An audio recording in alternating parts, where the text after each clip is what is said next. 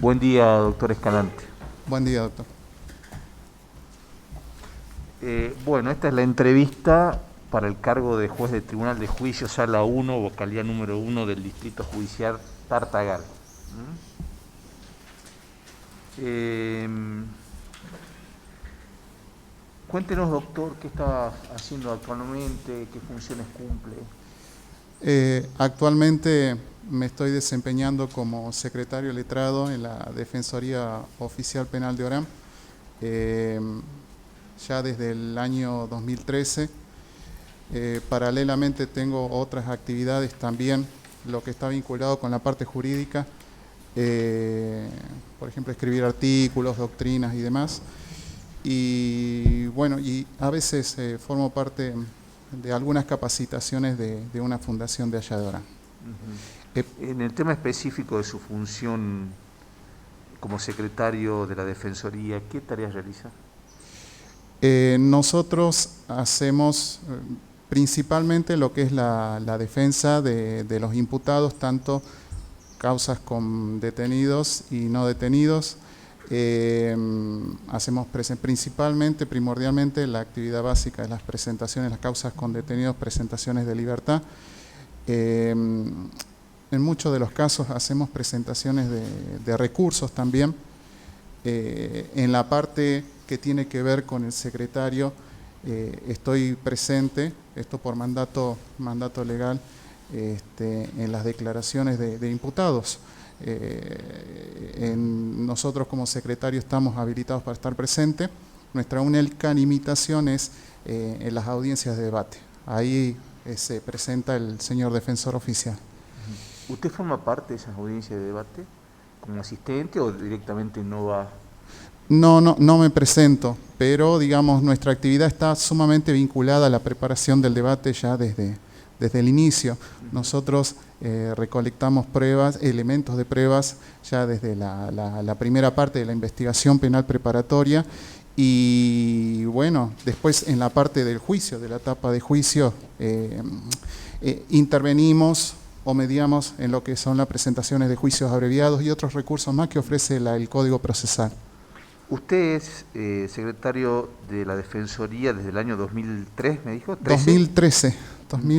¿Y antes ejerció defensas penales de manera particular en audiencias públicas, en las audiencias de debate? Sí, en debate, no tuve la oportunidad, digamos, siempre fue mi corazón, por decirlo de alguna manera poética, siempre estuvo vinculada con la administración pública desde mis inicios. Yo apenas ya me recibí, tuve mi título en el 2007, ya pude desempeñarme como profesor en la Escuela de Suboficiales y Agentes. Después de ese año tuve la gran oportunidad de ser asesor letrado de la Policía de la Provincia de Salta en sede Tartagal.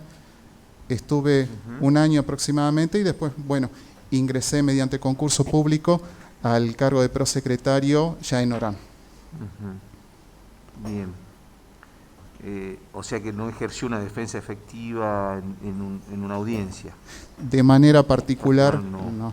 Pero Perfecto. sí estuve presente, disculpe que lo interrumpa, Sí, no, estamos viendo justamente su aprendí antecedente. muchísimo realmente en lo que es estar presente en el momento de tomar notas, las actas de debate. Cuando fui prosecretario, el prosecretario era reemplazante del secretario y bueno, generalmente se toma nota de las actas de debate y ahí aprendí bastante de las presentaciones tanto de fiscalía como de defensa. En el código anterior, la ley 6345, y después en el sistema anterior, lo que era correccional y de instrucción, ¿no? Aprendí muchísimo ahí realmente de las presentaciones, las cuestiones preliminares, la manera de informar al imputado en palabras claras, estos derechos que tiene de voz, tanto al inicio como en la finalización del debate, previo a la finalización del debate. Bien. ¿Y en esa experiencia tuvo oportunidad de proyectar sentencias? Sí, ya desde la parte de prosecretario, yo ya estudiaba lo que eran los proyectos de resolución Y sí, llegué a confeccionar, digamos, obviamente siempre con la dirección de mi superior. Aprendí muchísimo ¿Con el secretario? de secretario, sí. ¿Quién era el secretario? ¿Se acuerdan?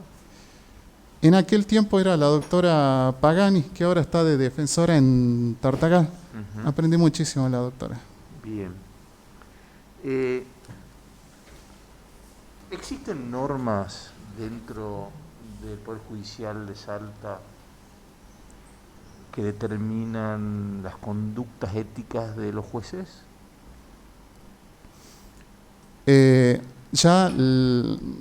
Primero y principal, inclusive hay convenios internacionales que regulan el tema de este aspecto específico, no solamente la parte de la ética, sino muchas de las prácticas que tienen que ver con el magistrado judicial.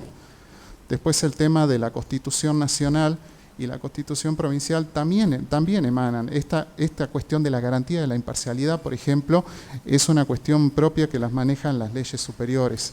Y después a nivel procesal, de manera específica en el Código Procesal, surge esta garantía, esta conducta propia que tiene que emanar no solamente de la imparcialidad, sino también por ejemplo, de la motivación de las sentencias. Es una conducta y un deber propio, y así otros aspectos importantes de lo que tiene que ver con un magistrado, ¿no? Pero concretamente, la regulación de las conductas éticas de los jueces de Salta, ¿tienen un marco normativo? ¿O están sujetos, como usted dice, a normas internacionales, a planteos éticos generales?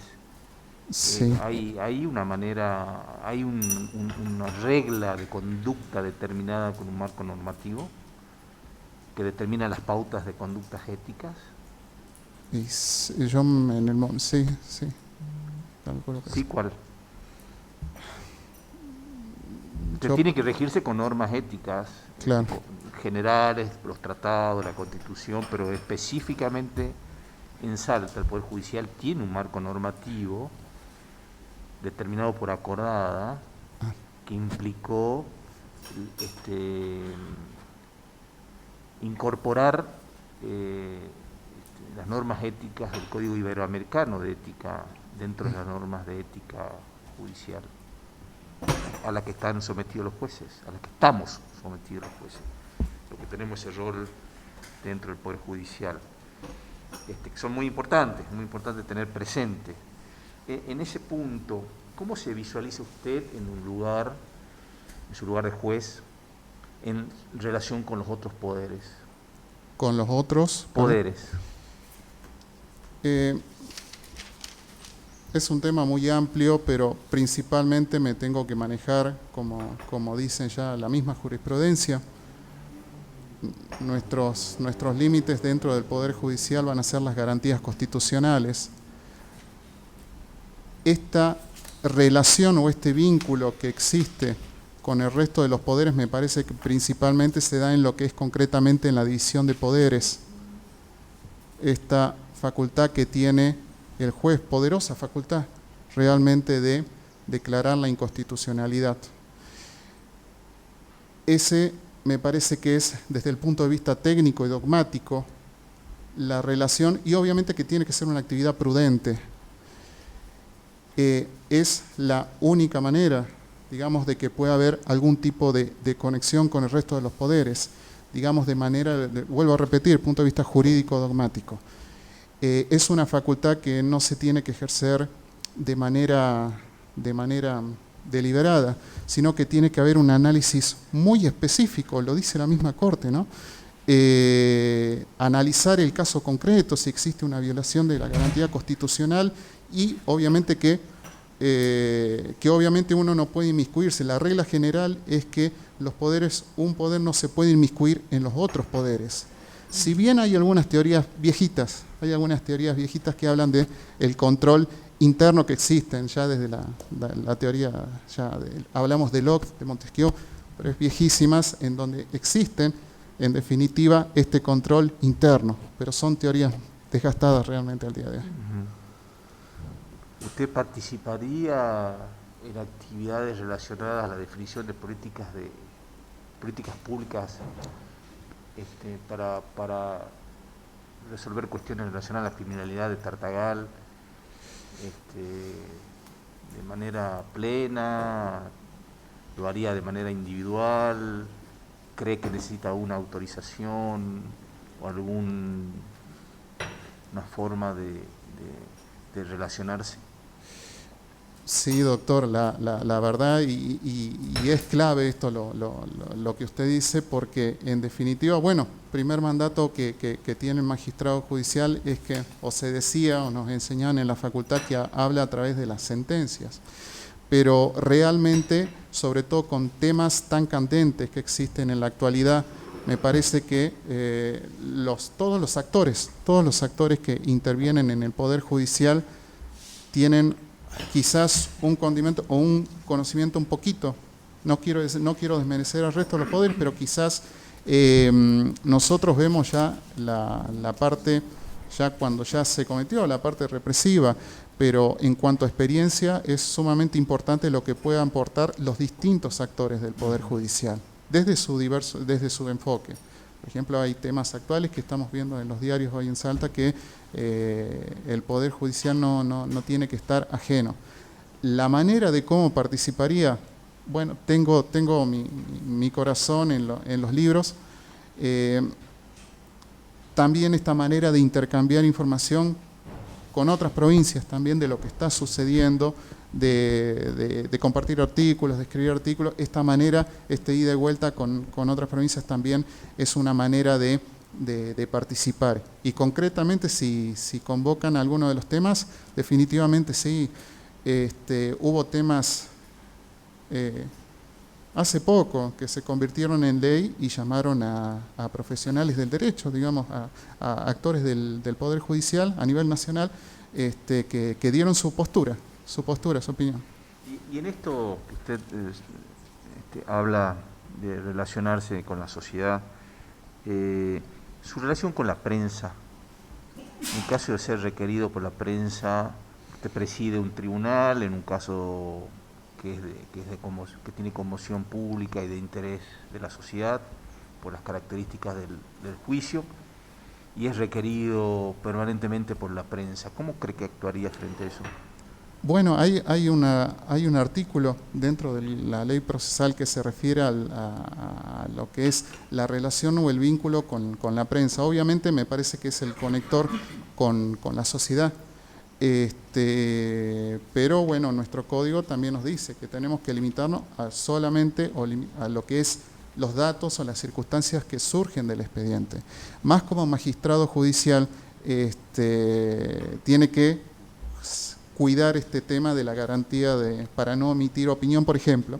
Una de las situaciones, no emitir opinión sobre el asunto de antemano, ya sería un adelanto de opinión y puede ser motivo de algunas excepciones, ¿no? Pero en definitiva me parece que esta relación, en base a lo que dice el Código Procesal, solamente uno tiene que limitarse a lo que surge de la causa. Y obviamente me parece que estar a disposición de los mismos. Siempre, como dijo la Corte también, en un lenguaje claro y accesible para la sociedad, ¿no? Esto no solamente la Corte de Salta, la Corte de Nación también sostuvieron esto. Y usted es juez de tribunal de juicio y presidiendo ese tribunal viene un medio local, Videotar. Videotar es de Tartagal, ¿no es cierto? Sí. Usted está en Orán, pero es Videotar. Y le dice, quiero filmar el debate, porque es de interés de la sociedad. Usted tiene que tomar una decisión como presidente del tribunal. ¿Qué hace? El código es claro en ese sentido también. Los actos, es más, hay una teoría también, no tan viejita, pero los actos de gobierno son públicos y en este caso el debate no es generalmente, por mandato constitucional son públicos. Si bien el código hace una referencia concreta a ese tema que queda en manos del presidente del Tribunal de Juicio en caso de que sea colegiado, ¿no? De que se tomen los recaudos, de que no se altere el orden del debate. y siempre y cuando exista esa autorización, sí se permite, digamos, la presencia. Ahora, en cuanto al tema de las filmaciones del debate, concretamente creo que si se toman los recaudos necesarios, sí es posible. Existe también un tema a analizar. Hablamos de un imputado, ¿sí? Y sobre todo en el tema de los menores. En el tema de los menores es mucho más restricto porque ahí hay que proteger la identidad del menor. Pero en el caso ¿Qué dice el código en relación a los menores y las audiencias públicas? No, generalmente, digamos, lo que dice el código es que se tiene que preservar, atendiendo a las convenciones internacionales, la identidad del, digamos, la estigmatización del menor. ¿Sí? No, en relación a un principio que es la oralidad, que es la publicidad de ese debate y la presencia de menores. ¿Qué dice el código específicamente? ¿Como imputados, doctor? No, presencia de menores. No se admite la presencia de menores en los juicios de debate. Claro, pero sí de mayores. Si un menor está en el juicio, ¿puede ser público el juicio? No es tan público. Digamos, ¿qué es el código específicamente? Es una de las causales por el cual se aparta del principio de la publicidad de los debates, del carácter público de los debates. Y si el imputado se opone a la filmación de ese debate. Bueno, en ese caso concreto me parece que tiene que dársele prevalencia, obviamente, a la opinión del imputado. ¿Sí? ¿Por qué? Obviamente que están en juego las garantías del imputado en el momento del debate. Inclusive, mire a tal punto la facultad que le da el Código Procesal, que puede decidir no estar inclusive en el mismo debate. ¿Ve usted la facultad, digamos, que tiene en el Código Procesal, ¿no? Hablando de temas, que usted se refirió a temas nuevos en la jurisprudencia argentina y en la discusión que tenemos los jueces todo el tiempo, ¿qué entiende usted por perspectiva de género en la justicia penal?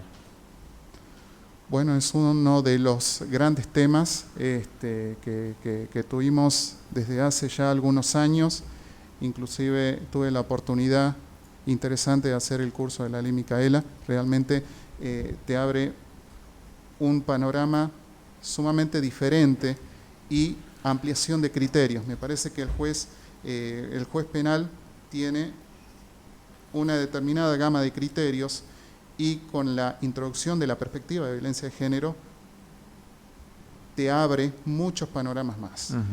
Lo estamos viendo en la jurisprudencia, ¿sí? Hubo un caso muy interesante acá en Salta, en donde se resolvió en base, digamos, uno de los más, digamos, trascendentes a nivel nacional, y es sumamente, en definitiva, importante. No puedo como juez, digamos, aparte por mandato no solamente constitucional, sino también por mandato convencional. Estoy hablando de tratados internacionales que están incorporados. Ya estamos hablando de derechos humanos. No se pueden dejar de lado. ¿Qué es la perspectiva de género? ¿Qué es el análisis de la perspectiva de género al momento de dictar sentencias en el ámbito penal? Hay que tener presente lo que es el género en sí mismo. Las convenciones hablan ya de lo que es concretamente la violencia de género, ¿sí? Hablamos de una desigualdad estructural, ¿sí? Respecto de uno de los sexos con respecto a otro de los sexos. Otra de las perspectivas importantes que tiene este tema es que una de las convenciones habla, bueno, ya se eliminó con el paso de los tiempos los criterios, por ejemplo, de mediación, conciliación, los criterios alternativos, la suspensión de juicio a prueba, por el mandato constitucional de decir, bueno, todas estas causas van a juicio y se va a analizar concretamente la conducta del imputado. Otra de las trascendencias importantes es una realidad y lamentable que muchas de estas situaciones ocurren dentro del ámbito privado. Este análisis que tiene que hacer el juez y que muchas veces es cuestionado. El valor de la... Usted habló de sexo. Sí. En la perspectiva de género. Sí.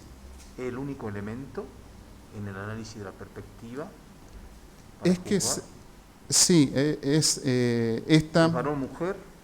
Varón-mujer, varón-mujer. El- Igualmente género es, digamos, varón-mujer es la desigualdad estructural, el poder Ujú. que tiene el hombre respecto de la mujer, ¿no? Solo en ese ámbito de la sexualidad. El género trata sobre Usted eso. usted habló de situaciones de vulnerabilidad, de Sí, desigualdad,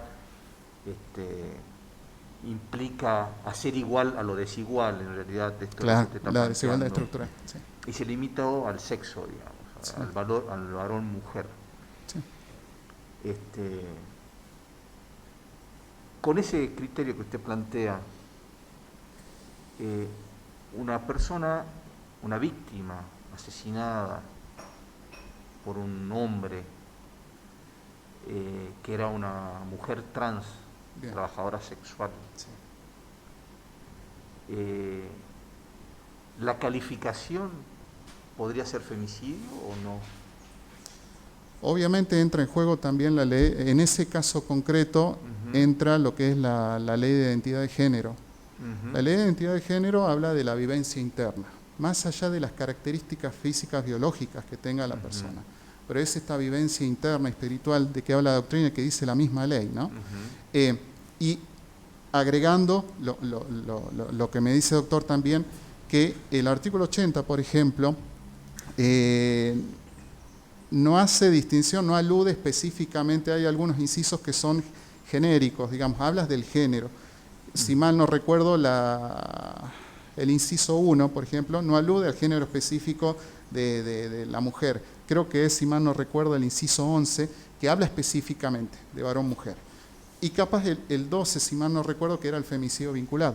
Femicidio vinculado también, a la doctrina dice no, para que se entienda, ¿no? Es varón-mujer. Pero después los otros incisos hablan de género nomás. Y Esto es, en este supuesto que estamos planteando, ¿podría ser imputado el asesino de femicida? Estamos sí, hablando de una mujer trans, nacida varón, pero tiene sí, sí, de toda la... sí, doctora. Yo ateniéndome a la ley de identidad de género, sí. Ajá, bien. Y por último, en mi caso, le doy un ejemplo. Una niña wichi, Sí, abusada sexualmente desde chica, con una vivencia de violencia doméstica en su casa, sistemática, producto de la conducta de su padre violenta.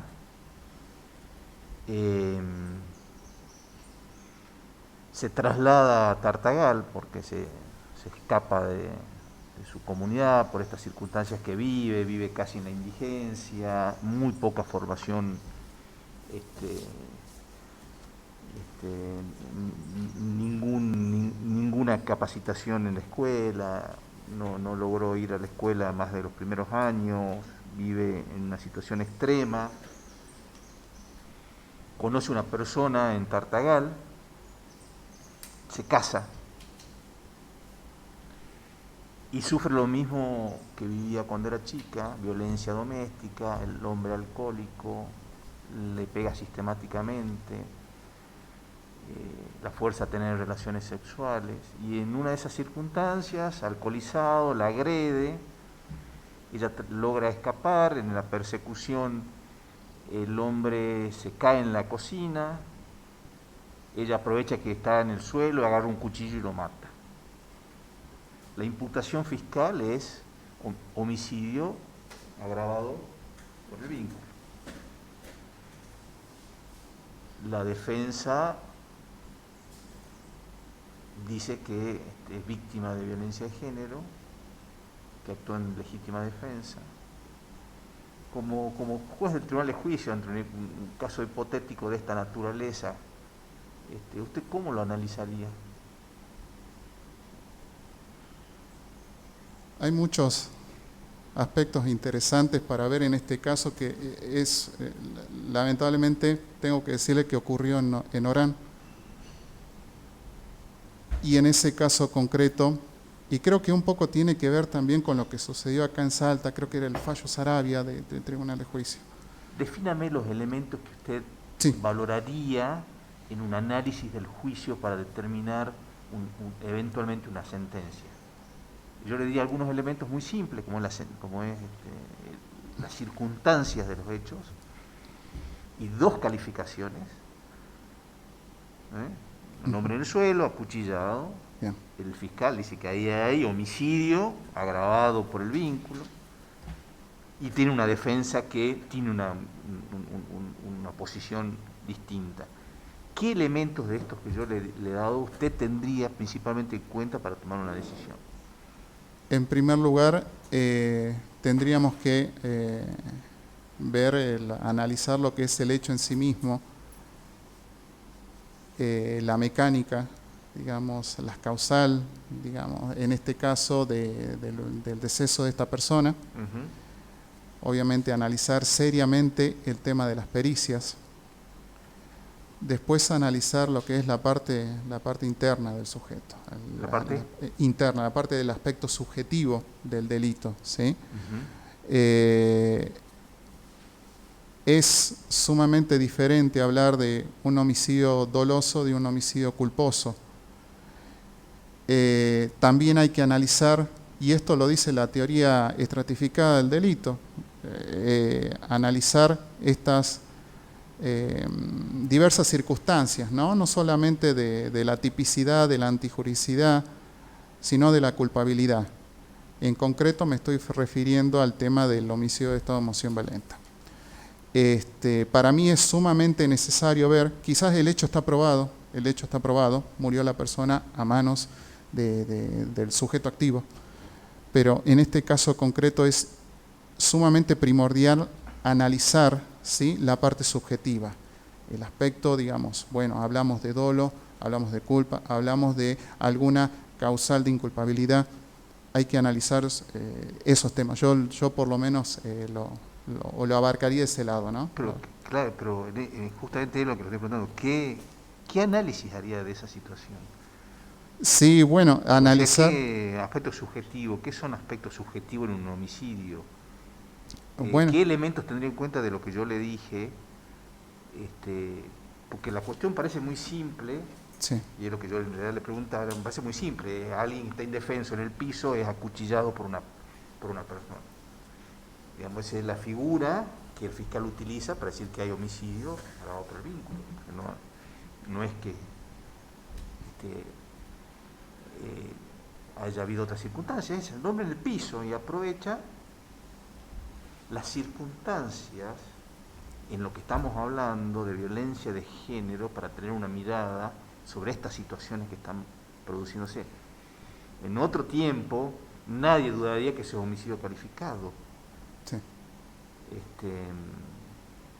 Hoy hay elementos que se refieren, y es la vulnerabilidad, el antecedente, la historia de la agresión, la continuidad de la agresión doméstica, lo sistemático de las golpizas, generan justamente en esa situación de vulnerabilidad que la perspectiva de género tiene que mirar fuera de la tipicidad habitual. Esto es lo que, como usted bien dice, está pasando todo el tiempo, y que nos hace mirar de manera diferente. Doctor Polioto. Gracias, doctor. Buen día, doctor. Buen día, doctor. Doctor, usted habló de causas de justificación y de inculpabilidad. ¿Me podría definir cada una y qué diferencias tienen? Bueno, siempre dentro de lo que es la teoría estratificada, hablamos de una conducta, de una tipicidad, de una antijuridicidad y de una culpabilidad. A medida que yo voy pasando estos escalones, el segundo filtro quizás sea el de la antijuridicidad. ¿El segundo? El segundo sería las causas de inculpabilidad, digamos. Primero tipicidad. Se analiza conducta si hay conducta, ¿no? Primero hay otra, antes de la tipicidad. Usted está dividiendo el delito en cuatro, en etapas. En etapas. Primero hay otro elemento. La acción. La acción.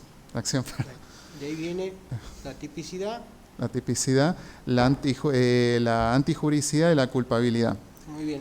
Dentro de esa estratificación que usted hace hay causas de justificación y de inculpabilidad. Sí. Están todas definidas en el artículo 34 del Código Penal.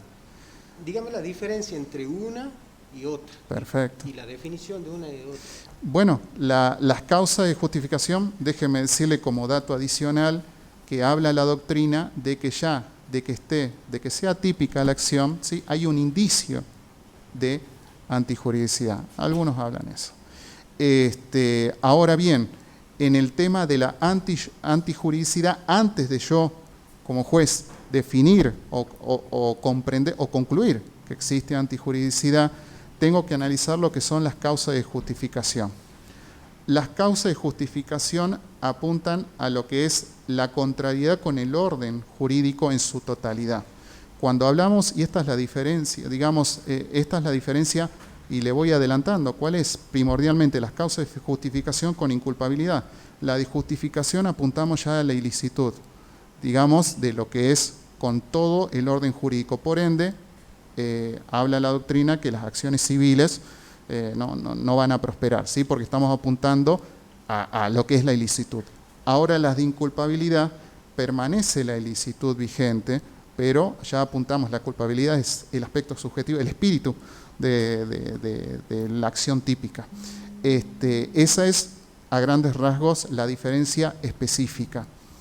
Y otra de las cosas concretas también en cuanto a la antijuridicidad, algunos hablan de antinormatividad. La antinormatividad apunta concretamente al aspecto penal, no más, pero no es más que suficiente, no es suficiente, sino que cuando uno hace el análisis de las causas de justificación, tiene que hacer un análisis completo de todo el orden jurídico, o sea, no solamente de la parte penal, sino también de lo que todo es el orden jurídico. Dentro de estas, ¿cuáles serían las causas de justificación y las de inculpabilidad que establece el artículo 34 del Código Penal?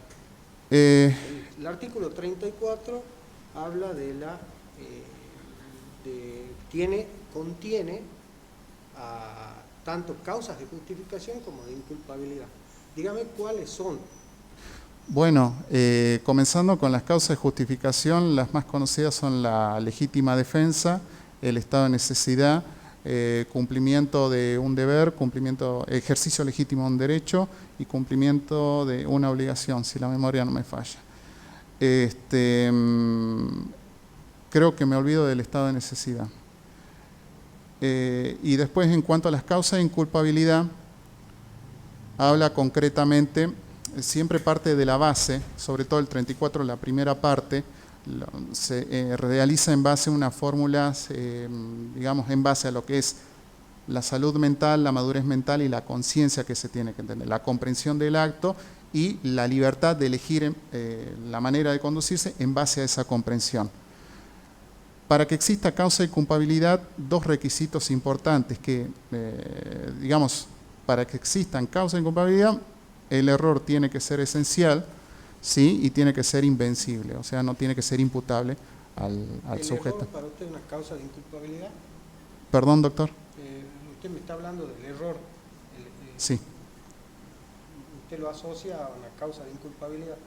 Las causas de inculpabilidad apunta principalmente a lo que es el error, ¿sí? Digamos, respecto de lo que es la última parte, de la culpabilidad. No sé si se entiende. Usted me estaba hablando del error sí. esencial y todo eso. Invencible. Preguntaba si usted lo asocia a las causas de inculpabilidad, al error. Sí. Y después agrego también el tema de la coacción. ¿De qué? La coacción. La coacción, digamos,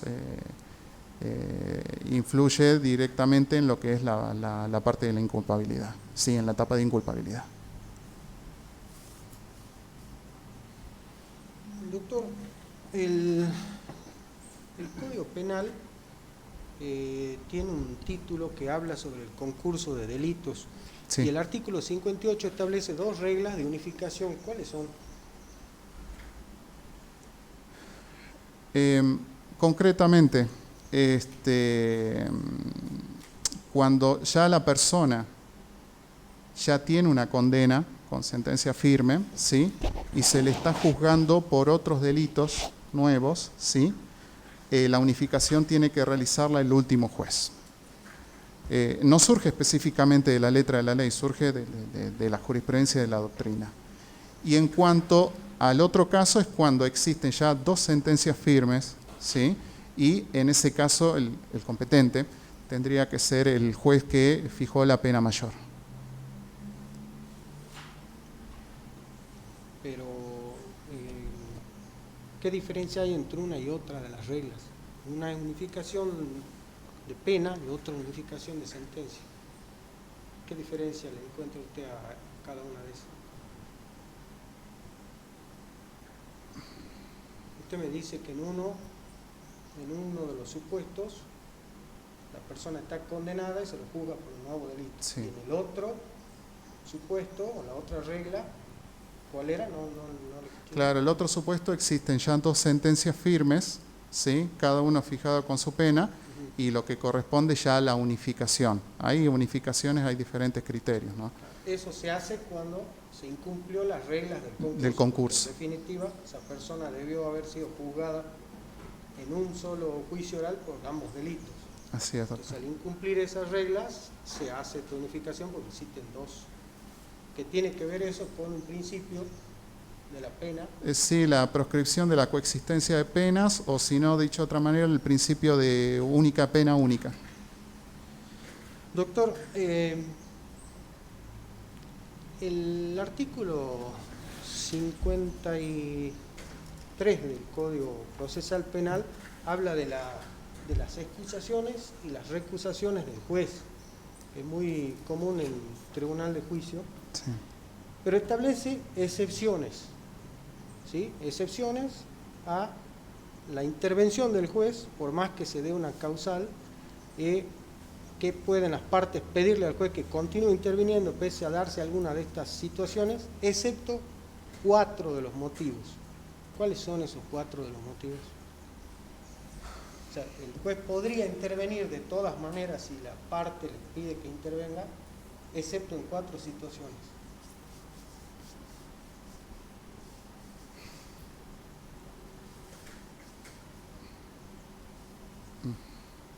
No lo tengo en mente, doctor. Disculpe.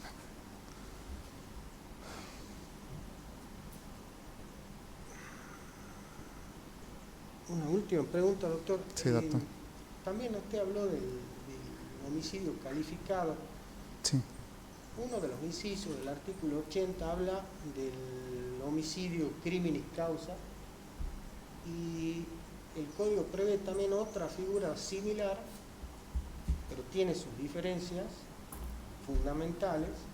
De hecho son 2 delitos diferentes, que habla del homicidio en ocasión de robo. ¿Qué diferencia tiene el homicidio en ocasión de robo con el homicidio criminis causa?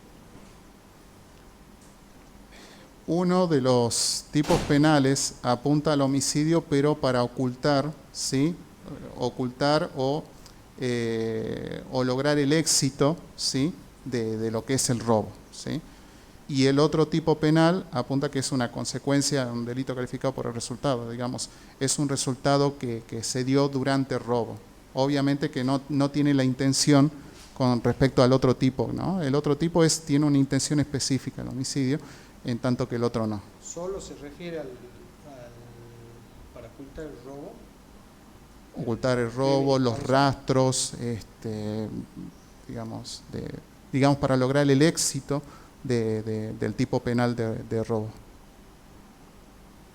Gracias, doctor. Gracias. Doctora Sangarí. Buen día. Buen día, doctora. Me dice que se entiende por principio de trascendencia mínima en la pena. ¿Qué entiende usted por esto? La trascendencia mínima, generalmente el derecho penal, no generalmente, sino que es así, que el derecho penal se tiene que apuntar directamente a analizar la conducta de esto en base al derecho penal de acto, ¿sí?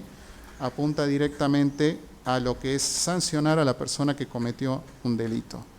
La trascendencia mínima es que no tenga efectos que no sobrepasen al imputado, al acusado, ¿sí? Al que está sancionado, al condenado, que no sobrepase los efectos a su entorno familiar, por ejemplo, ¿sí? Esto antes era diferente, históricamente tenía trascendencia inclusive a la familia, se desterraba no solamente a la persona, sino también a la familia, ¿no?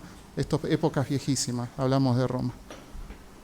Y en esa línea, si a usted le plantea un padre de un hijo de menor de 3 años gozar de la prisión domiciliaria, porque es el único sostén, ¿cómo lo compatibiliza? ¿Qué dice la ley respecto de la prisión domiciliaria? ¿Cuáles son los requisitos? ¿Cuáles son los casos en los que procede? Claro, ahí en ese caso hay una interesante observación al Código Penal porque habla de la madre nomás.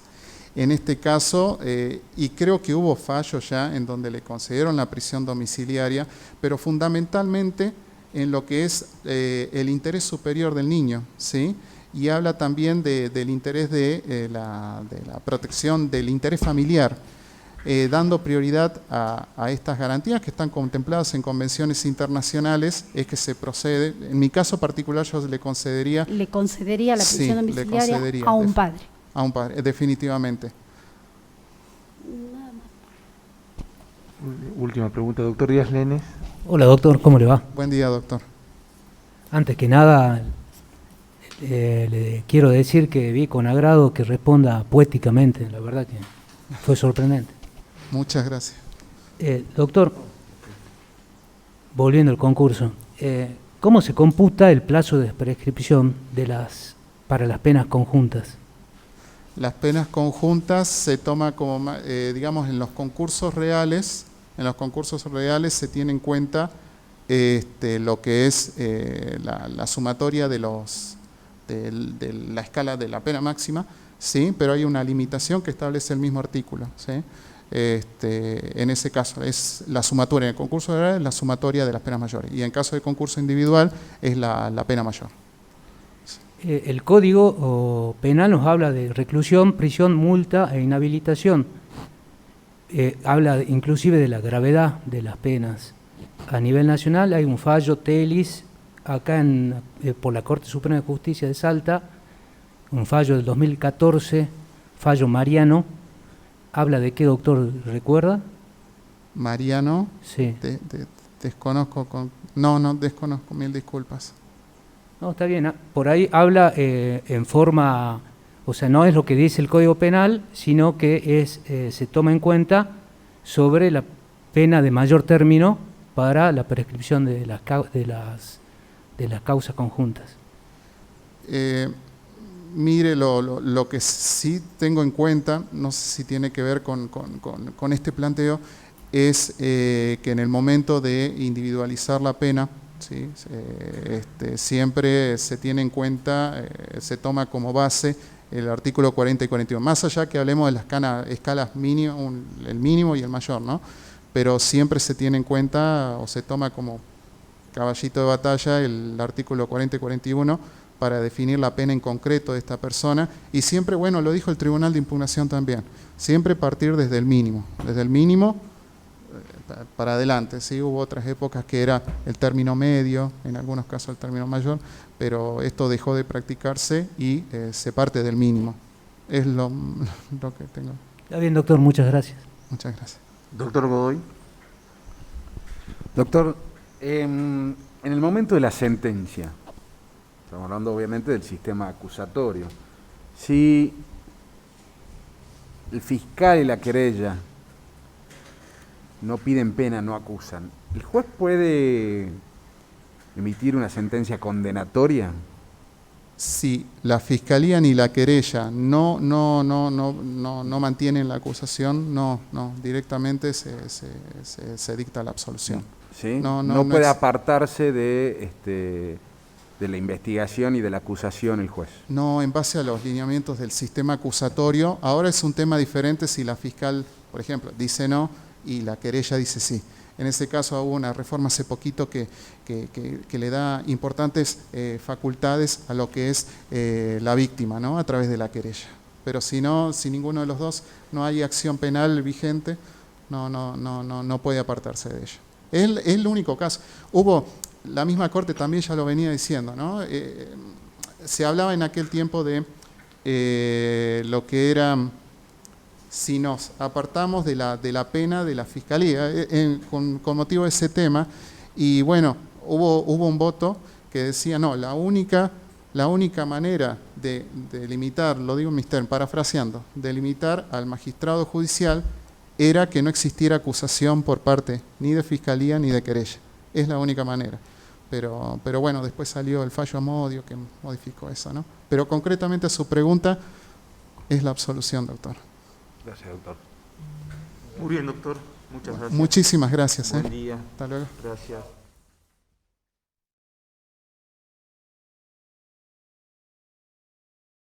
¿Cómo le va, doctor Ferreira? Buen día.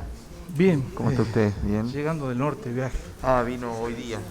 Sí, en la madrugada, noche, digamos, sí. Ajá. Llegamos. ¿En cuánto llega? Y 4 horas y media, 5. Depende. Ah, salió a la madrugada. Sí, lo que pasa es que por ahí también hay interrupciones, cortes de ruta. Me ha tocado tener uno ahí a la salida de Coronel del Cornejo, se llama, la localidad. Parece que eran pueblos originarios. Parece una... Ah. ¿Y usted hace cuánto que vive en Tartagal? Y yo vivo en General Mosconi, soy en nativo. Mosconi. Yo nací en Campamento Vespucio. Ajá. Mis padres trabajaban en la antigua empresa estatal YPF y bueno, nací ahí en ese lugar. Me crié, bueno, fui al colegio.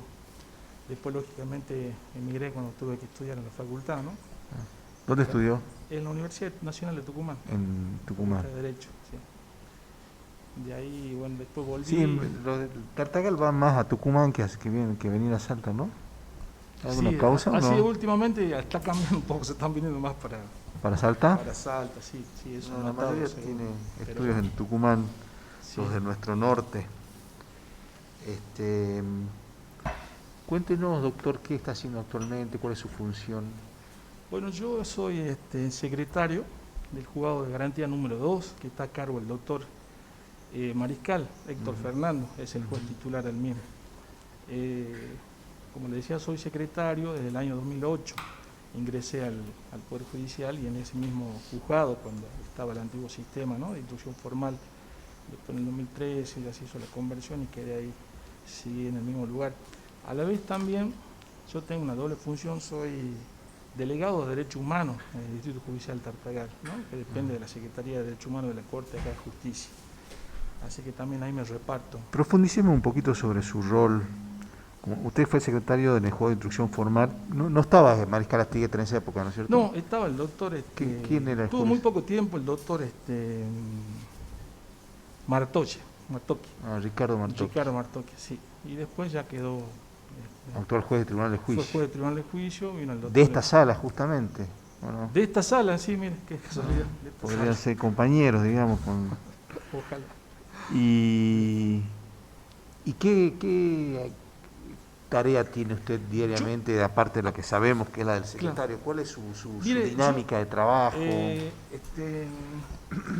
Hay una situación particular, ¿no?, que nos ha tocado vivir de un tiempo a esta parte, de que el juzgado carece, no tiene en este momento secretario, digamos, a cargo de la secretaría número 2, ni prosecretario. Así que hemos trabajado bastante en la doble función con la secretaría, repartiéndonos con el señor juez en este caso, y también haciendo de prosecretario, ¿no?, tratando de zanjar la situación de la falta, ¿no?, de eso. Ahora se llama ya concurso del otro secretario, así que va a ser bueno. Mi tarea todos los días, bueno, es, como le digo, habiéndole planteado esto, es aparte de trabajar en los proyectos de resoluciones, ¿no?, que son sometidos, digamos, a control de su señoría diariamente. También tengo la tarea con esta nueva cuestión de la pandemia, ¿no?, que se ha implementado o sea, permitido, digamos, la interposición de escritos a través del sistema web. Yo soy encargado, según, ¿no?, como dice esta acordada de corte al respecto, el de, digamos, de bajar todos los escritos, dar fe del que yo recibo, yo le pongo el cargo, ¿no es cierto?, de esos escritos y los paso, digamos, a mesa de entrada para que sean chequeados por ahí y después repartidos al resto de los sumariantes. Algo que ha cambiado, ¿no? Pues yo, si me permite, que ha tenido algo muy importante, fue una herramienta que nos dio la Corte respecto a las normas ISO. ¿No? Hasta este cambio que hubo de la pandemia, digamos, según hubo, vale la redundancia, un cambio también en la forma de trabajar, ¿no? Especialmente en el ingreso de los escritos. Antes ingresaban por mesa de entrada, ¿no es cierto? Y se le ponía el cargo, y ahora es al revés. Yo soy el que recibo esos escritos y me encargo de distribuirlos. Por mesa virtual. Por mesa virtual. Una tarea bastante... puede acercarse así queda, se lo escuchamos bien y queda grabado. Le decía que es una tarea bastante trabajosa, digámoslo así, porque lógicamente uno tiene que estar permanentemente frente de la computadora o del portal digamos, del Poder Judicial, en este caso nuestro juzgado, para poder estar recepcionando los escritos, ¿no? A veces no se los visualiza al momento, se los ve un poco más tarde. De todas maneras, igual nosotros, como política interna dentro del mismo y propio juzgado, tenemos una forma de trabajar definida en ese sentido, ¿no? Según, ingresó al Poder Judicial, apenas se recibió prácticamente, pero ¿tuvo experiencias en intervenciones, en audiencias de debate, en juicios? Sí, yo ingresé en el 2008. Ajá. Yo no fue muy grande la experiencia, pero la tuve.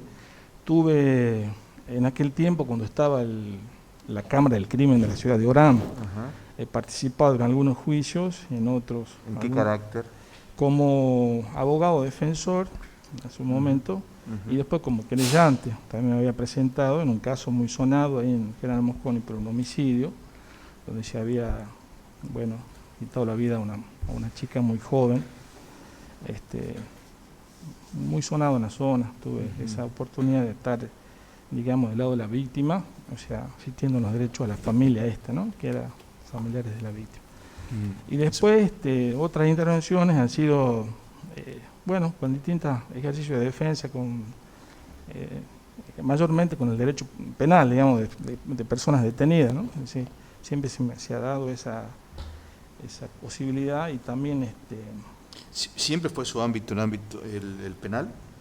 Sí, mayormente ha sido el penal. Sí.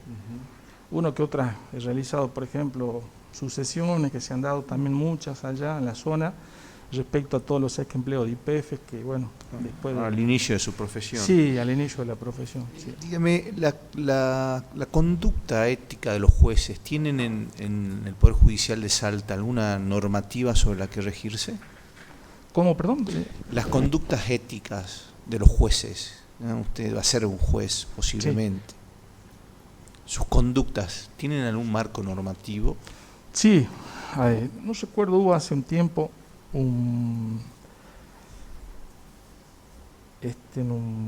algo fue refrendado por la Corte de Justicia en relación a no recuerdo si un tratado internacional, pero ahí se volcaba todo claramente en relación a ese desarrollo, desenvolvimiento ético que deben tener los señores jueces, ¿no? Que me pareció muy acertado. ¿Qué nos rige a los jueces del Poder Judicial en relación a nuestras conductas éticas?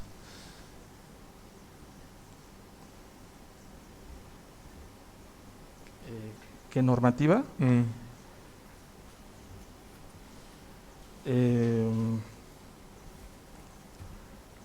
Sí, una acordada de corte, por un lado.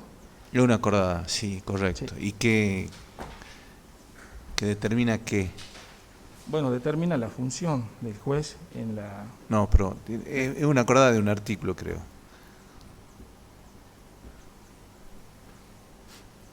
En relación al código,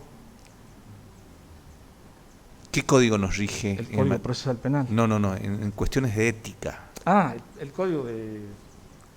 Sí, ese código de... no me sale el... Tenemos que difundirlo más. Sí, no, mire, lo hemos tenido posibilidad, le estoy hablando. Estoy asumiendo la culpa, digamos, ¿no? No lo voy a preguntar sí, más. Es su código, sí. Porque para nosotros es clave esto de la mirada ética de nuestros jueces y este código iberoamericano de ética judicial, fija pautas la norma internacional a tener en cuenta. Así es, sí, perdón. Y en un lugar como Tartagal, donde los impactos son muy fuertes en algunos tipos de delitos que generan conmoción social, ¿no? Usted lo vive diariamente, tal homicidio, tal femicidio, tal situación es muy comentada y tiene inmediatez entre todos. ¿Cómo sería su relación con la prensa en caso de que usted está presidiendo un juicio de estos? Sí. Y la prensa quiere que usted hable, la prensa quiere saber, la prensa le pregunta y se le para en la casa, en la puerta, y usted sale a la audiencia y le preguntan sobre cómo viene el juicio, qué está pasando, por qué lo dejaron libre, por qué... Sí. ¿Cómo manejaría usted esa situación? Bueno, creo que los jueces, en este caso yo sí estaría primero mucha prudencia al respecto, ¿no? Y si tuvieran el desarrollo de no en este caso una investigación, sino de un debate, tratar de evitar o caer en lo que se llama prejuzgamiento, ¿no? Por un lado. Y por otro lado, creo que es muy importante, hace un tiempo esta parte, recuerdo haber participado en una especie de taller que se hizo con la Secretaría de Prensa, hace unos años fue en Tartagal, donde, había un viejo adagio que decía que los jueces hablaban a través de su sentencia. Un poco se había cambiado se había un poco roto ese paradigma y era necesario, se decía, ¿no?, de que la sociedad pueda tener un conocimiento acabado, si se puede decir, de ciertas causas judiciales, como en este caso que usted está hablando, con cierto impacto social, ¿no?, en toda la sociedad.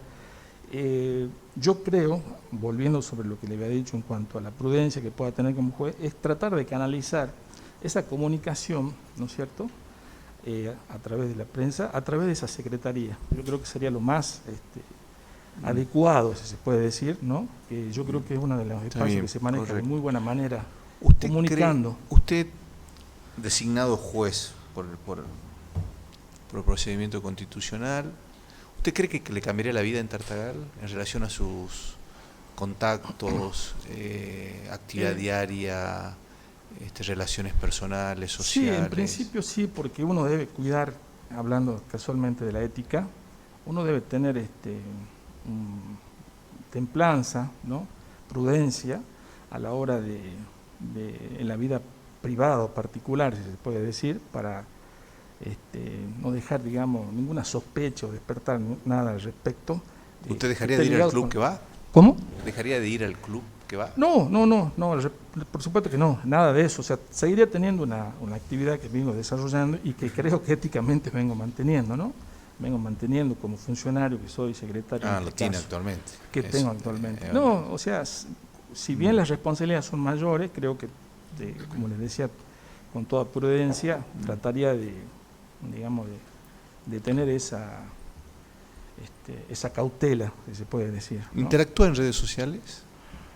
Mire, no, sinceramente no. Es algo que hace poco tuve la oportunidad de poner esa herramienta que es Facebook, pero la verdad que soy cero, no tengo actividad.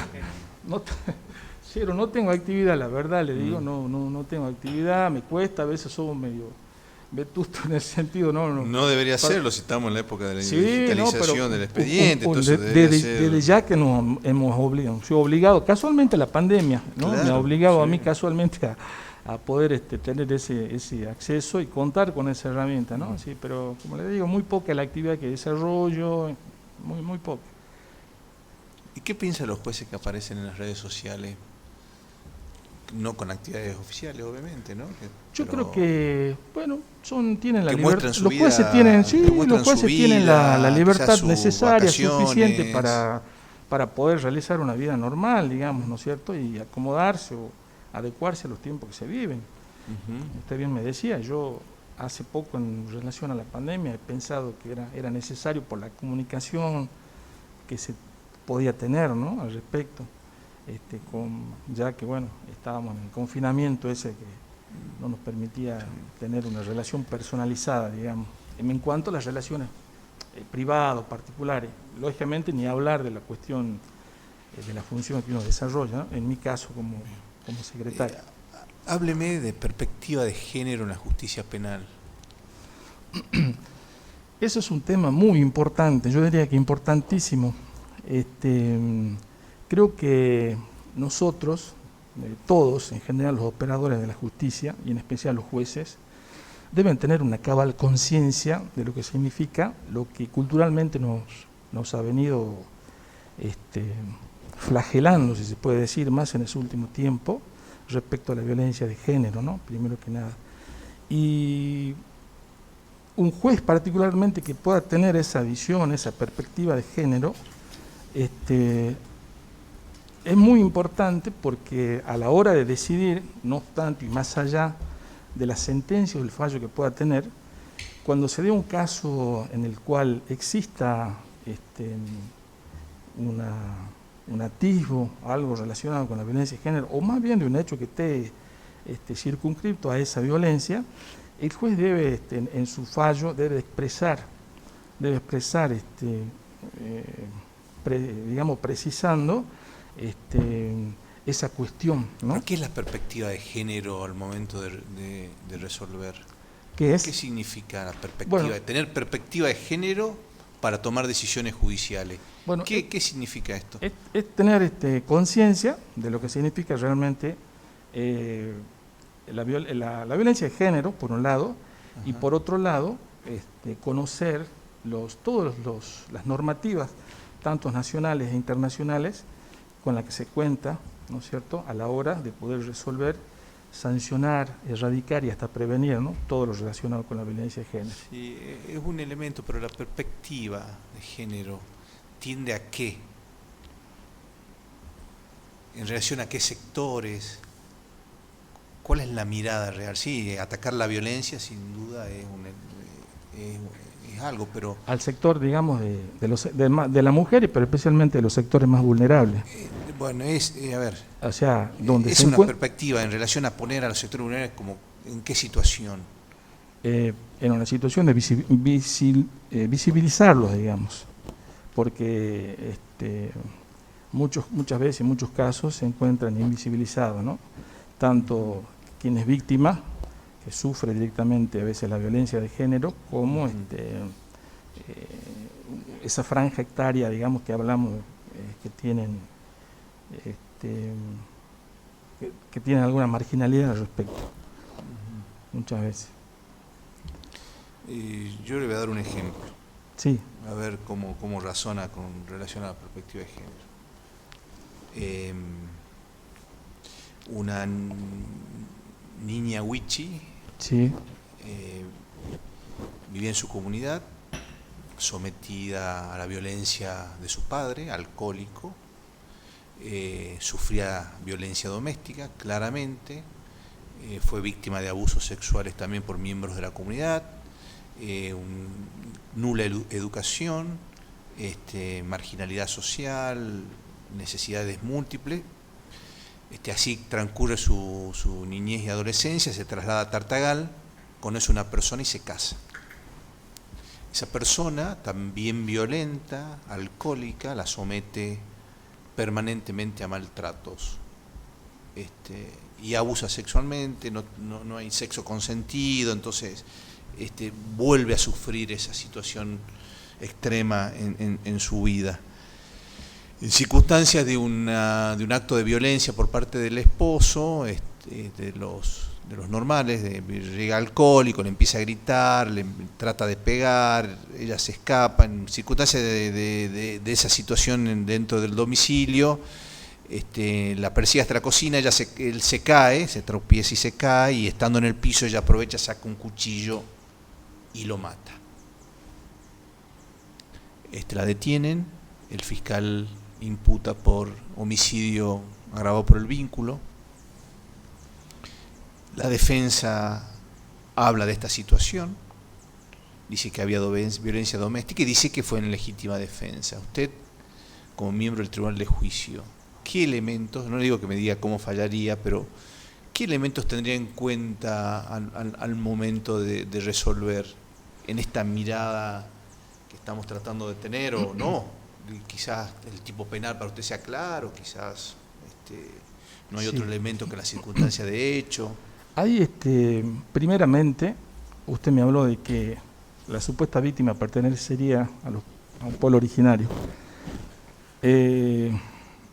Como juez, hay que tener en cuenta a la hora de resolver algo muy importante en la aplicación de la pena, el artículo 40 y 41, ¿no? En ese caso, yo creo que esta persona, al ser imputada y perteneciente a los pueblos originarios, es muy importante saber a qué etnia en principio pertenece y cuáles son las pautas culturales con las cuales ellos nacen, crecen y se desarrollan. Al margen después de la integración o esa supuesta integración que usted me comenta o que se viene a la ciudad y se da esta situación que usted describía con la violencia de género. Digo esto del 40 y 41 porque es lo único que nos permitiría como juez para la graduación de la pena, ¿no es cierto?, y la aplicación, o en todo caso, como yo considero que no habría, primero que nada, no le aplicaría una pena, porque creo que sería en legítima defensa o defensa propia, ¿no?, la eximiría en ese sentido, pero, más allá que usted me ha dicho que no sabe cómo fallar, pero le decía... Usted me dice que no le aplicaría pena. No, porque... para que se den los supuestos de la legítima defensa, claro, ¿cuáles son? Bueno, tiene que ser un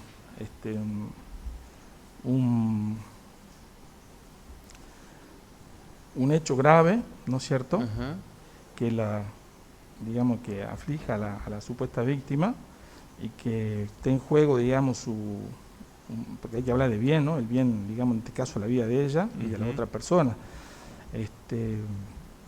Ese sería uno, ¿no?, donde ella sopesa, digamos. Las circunstancias del hecho son que él la venía persiguiendo. Claro. Para pegarle como hacía habitualmente, pero sin ningún elemento, ejerciendo una violencia física. Claro, pero no. Y ella aprovecha que él por eso le decía que, claro, ¿no?, por eso decía de que es importante saber del sufrimiento que ha venido teniendo esta persona a lo largo de toda una vida, a la hora de, ¿no es cierto?, de tomar en cuenta, más allá de lo que yo le decía culturalmente en sí, a la etnia que pueda pertenecer o no, porque si bien acá hay un artículo 16 de la Constitución, dice que todos somos iguales ante la ley, ¿no es cierto?, no podemos... Y esa perspectiva de género ante la igualdad, ¿qué es lo que define la perspectiva de género? Siguiendo tu pregunta, perdón, sí. ¿Qué cambia a la hora de fallar que haya perspectiva de género como se está tratando ahora y que no la haya?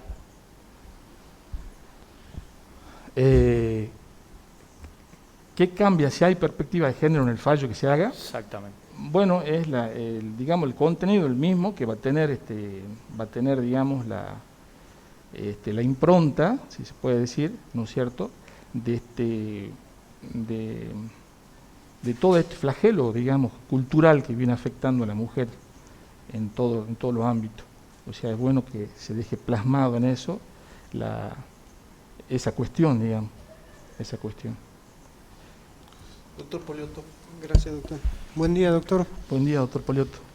Doctor, el Código Penal habla del concurso de delitos y tiene una norma que contiene 2 reglas para la unificación en caso de haberse violado esas reglas del concurso, ¿las recuerda?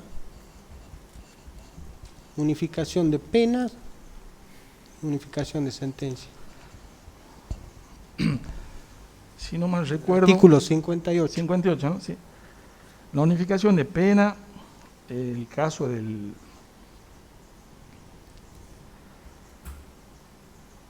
la hace en una... aplica el juez que tiene... No importa quién aplica, sino son 2 supuestos en los que se da esta unificación. ¿En qué caso se hace? ¿Se hace la unificación? Sí. Bueno, cuando la persona que está en juicio de debate tiene ha tenido una condena, ¿no es cierto?, como una pena que, aparte en el juicio que se está llevando a cabo, digamos. es necesario hacer una unificación. Ese es uno de los supuestos, y hay otro. El otro es el caso en el que tiene que ver con el principio de pena única. Claro, ¿no? Que tiene causas abiertas, pero no tiene condena. No. ¿Cuál es el caso?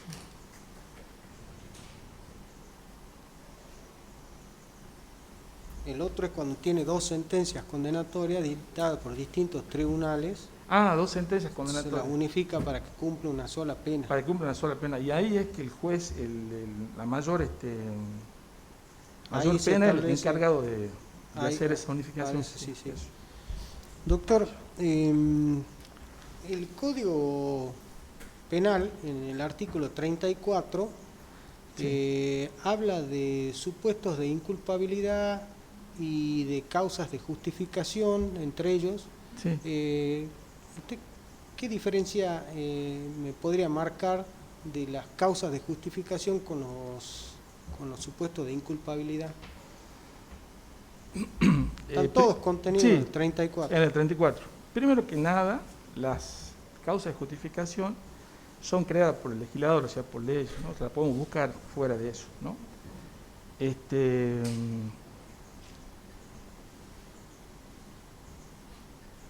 Son como una licencia para que comete delitos, si se puede decir, si me permite, en el cual se quita la antijuricidad de ese acto, en las causas de justificación. En las causas de inculpabilidad me dijo que son 3, que es el error, la ignorancia, la coacción y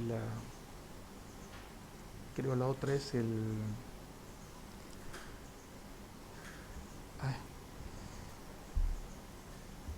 Bueno, en ese caso de la culpabilidad, volviendo sobre la causa de justificación, la antijuricidad del acto se comunica a todos los que participan en la causa de justificación, no que en la de no, pero era la diferencia, usted estaba distinguiéndola recién, sí. La diferencia entre una y otra. En las causas que quitan la culpabilidad del acto, digamos, también la crea lógicamente el legislador, y se dan en casos puntuales, como que les decía, se da el error, ignorancia, la coacción que les decía, y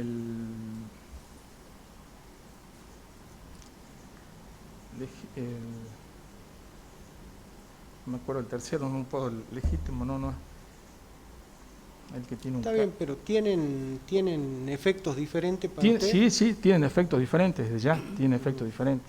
¿Cuáles serían? Bueno, les decía que uno quita la antijuridicidad, ¿no es cierto? Y esa, lógicamente no, podemos decir que no habría delito en la causa de justificación. En la otra sí hay delito, pero hay una licencia de la ley, del legislador, que ha permitido... No podría serle reprochable. No podría ser reprochable. Que eso tiene efecto, por ejemplo, en una acción civil, en una causa penal, ¿tiene algún efecto una de otra, distinto? Sí, claro. Está bien.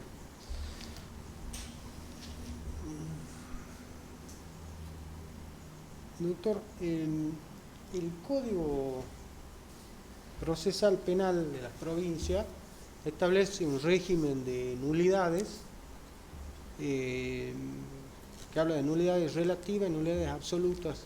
¿Podría distinguir la diferencia entre una y otra? Sí. Las nulidades absolutas son aquellos vicios que afectan a los actos jurídicos, en este caso actos procesales, digamos, que tienen que afectan el orden público, ¿no?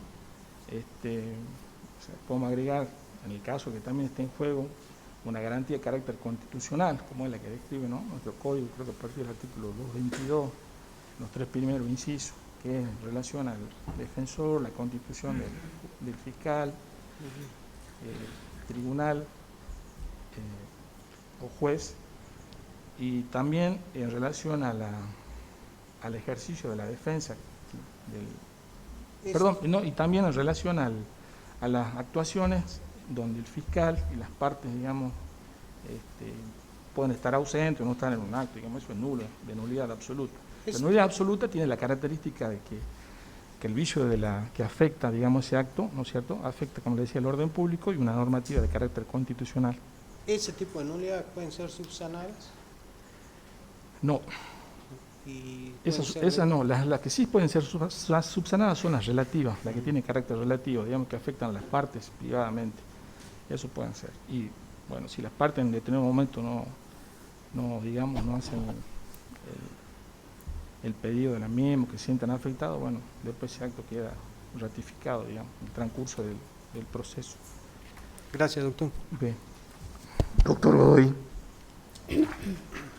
Doctor, sí.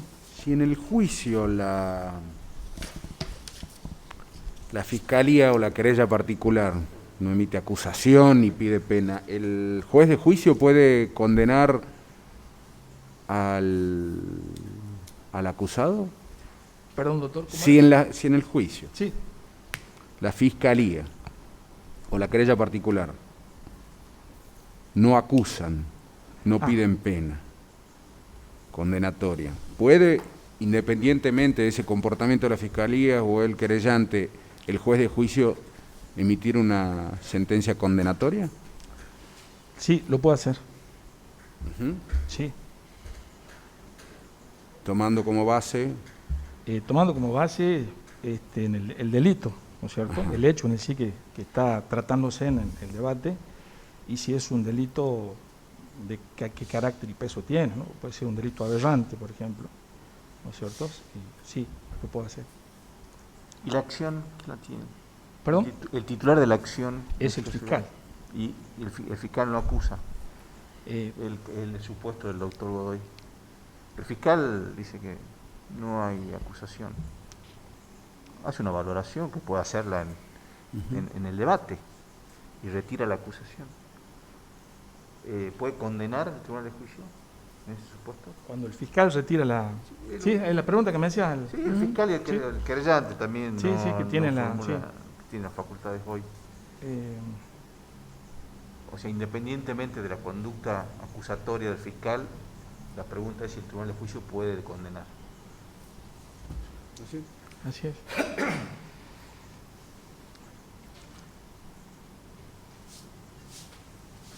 Creo que hay unos fallos jurisprudenciales al respecto, no recuerdo bien, pero...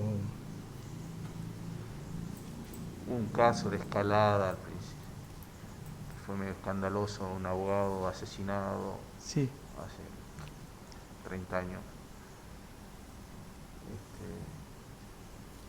Que bueno, en el sistema viejo no había pautas como la de ahora, pero bueno, el fiscal dijo que eso motivó un fallo, después hubo otros, pero bueno, la pregunta es concreta, digamos. Sí, yo considero que sí. Sí. Bien. Doctora Zangari. Buen día. Buen día, doctor. ¿Qué opina del derecho de comunicación que tienen los presos o que reclaman los presos en circunstancias extraordinarias como ahora la pandemia? ¿Conoce algún planteo que se haya hecho respecto al tema? Sí, varios. Sí. ¿Cómo Yo se maneja como delegado allá? de derechos humanos he tenido varios en el distrito. Sí. ¿Qué opina usted? Mire, yo siempre recuerdo un curso que hicimos taller por videoconferencia con un juez muy conocido, el doctor Hornos. Recuerdo que en una parte de su alocución, de que nos hablaba, porque se trataba casualmente en cuestiones de detenidos, ¿no? Con jueces de ejecución, él se quebró en vivo así, se quebró emocionalmente y dijo que, bueno, que él jamás le desearía a nadie, ni a su peor enemigo, la cárcel. Y a la vez, lógicamente, él decía que reconocía el sistema carcelario nuestro, ¿no? Esto lo traigo como colorario de toda esta cuestión, y que cuán importante era de que los reclamos de los detenidos, sin hablar de la pandemia, ¿no? En otra situación, digamos. Y con las circunstancias Claro, extraordinarias. yo creo que se agrava la situación, digamos, y no había que escucharlo siempre y tratar de adecuar, digamos, la situación, porque inclusive ellos no podían tener la posibilidad de tener contacto con sus familiares. Yo creo que lo más acertado y que escuché que se dio. que se dio fue la posibilidad de que tengan una comunicación telefónica, llámese, no sé si será una videoconferencia o por WhatsApp, una cosa de esa, con los familiares, donde se delinee. Yo creo que inclusive hubo un fallo acá de Justicia de Salta, donde era un habeas corpus. ¿Ah? Era un habeas corpus. Perdón, un habeas corpus, sí, que se lo presentaron al doctor, ¿cómo se llama? El doctor, Igualmente, pero perdón, sí. Volviendo sobre lo que usted concretamente me pregunta, yo creo que usted, como juez, como juez, claro, yo creo que sí, que hay que escucharlo y hay que adecuar las circunstancias. ¿permitiría Sí, el uso de telefonía celular? En principio sí, pero con una serie de llámese protocolo. Yo creo que podríamos poner un protocolo en el cual se podría delinear claramente, ¿no es cierto?, el uso de ese teléfono, en las horas que se puedan estar, quién lo va a proveer, digamos, dentro del servicio penitenciario, ¿no? Creo que sí. Yo creo que es muy humano eso. ¿Y en Tartagal cómo se mueven? ¿Ocurrió este pedido durante pandemia? Realmente no tengo que se haya hecho esto en Tartagal, sinceramente le digo, porque bueno, como yo estoy en otro ámbito, pero sí los presos sí habían protestado, digamos, habían planteado la posibilidad de que se pueda ellos ver a la familia. Ellos decían, por ejemplo, lo que ellos planteaban era con un distanciamiento y con la serie de protocolos que se pueda tener, ¿no? Al menos. Y bueno, desde ya yo no tenía el resorte como para resolver, pero me parecía que también era dentro de una de las soluciones algo que podría ser acertado, ¿no? Al margen de la limitación que pueda tener una persona detenida en cuanto a conocimientos relacionados con la cuestión de prevención de una enfermedad como en este caso el COVID-19, pero siempre estaba, digamos, en ello el querer, digamos, tener la posibilidad de ver a sus familiares. Yo, concretamente, hubiera permitido bajo un protocolo, así, el uso de un teléfono celular, ¿no? Nada más. Doctor Martínez Urquiza. ¿Qué tal, doctor?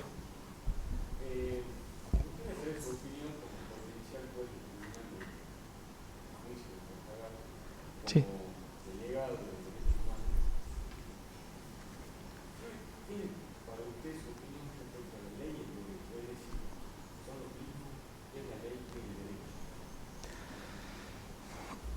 Bueno, la ley es una norma, lo que se llama comúnmente la norma, que tiene el contenido, la expresión de la ciencia del derecho, creo, ¿no? En su aspecto, en distintas ramas, digamos, que nosotros lo concebimos, o que la misma ciencia del derecho lo ha hecho a través del histórico desarrollo que ha tenido. La norma, lógicamente, contiene un precepto, ¿no es cierto?, que en el caso de la norma penal, específicamente, que en el caso de no ser cumplido o violado, se tiene una sanción, una pena. El derecho, creo que la diferencia que hay entre uno y otro es que el derecho se puede decir como ciencia, es más amplio y tiene un contenido mucho más rico o amplio en una serie de cuestiones que hacen si se puede decir, a valoraciones, ¿no?, dentro del estudio de esa ciencia del derecho.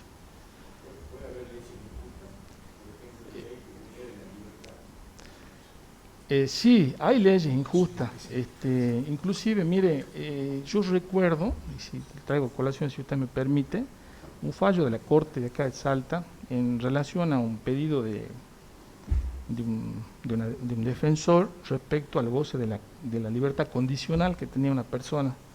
Es el artículo 14, segundo párrafo, si no me equivoco, del Código Penal, que dice que hay dos requisitos, digamos, que no se le da, pues son delitos aberrantes y que esta persona acusada tenga un antecedente. Y bueno, la Corte, digamos, acá de Salta, ha fallado y dijo que, bueno, que eso era inconstitucional. Ahí sería el caso específico de la norma injusta, porque se hace a espalda, digamos, de la misma y propia Constitución, ¿no?, violando una serie de principios generales del derecho también. Gracias, doctor. Muchas gracias. Gracias por venir, buen día. Por favor.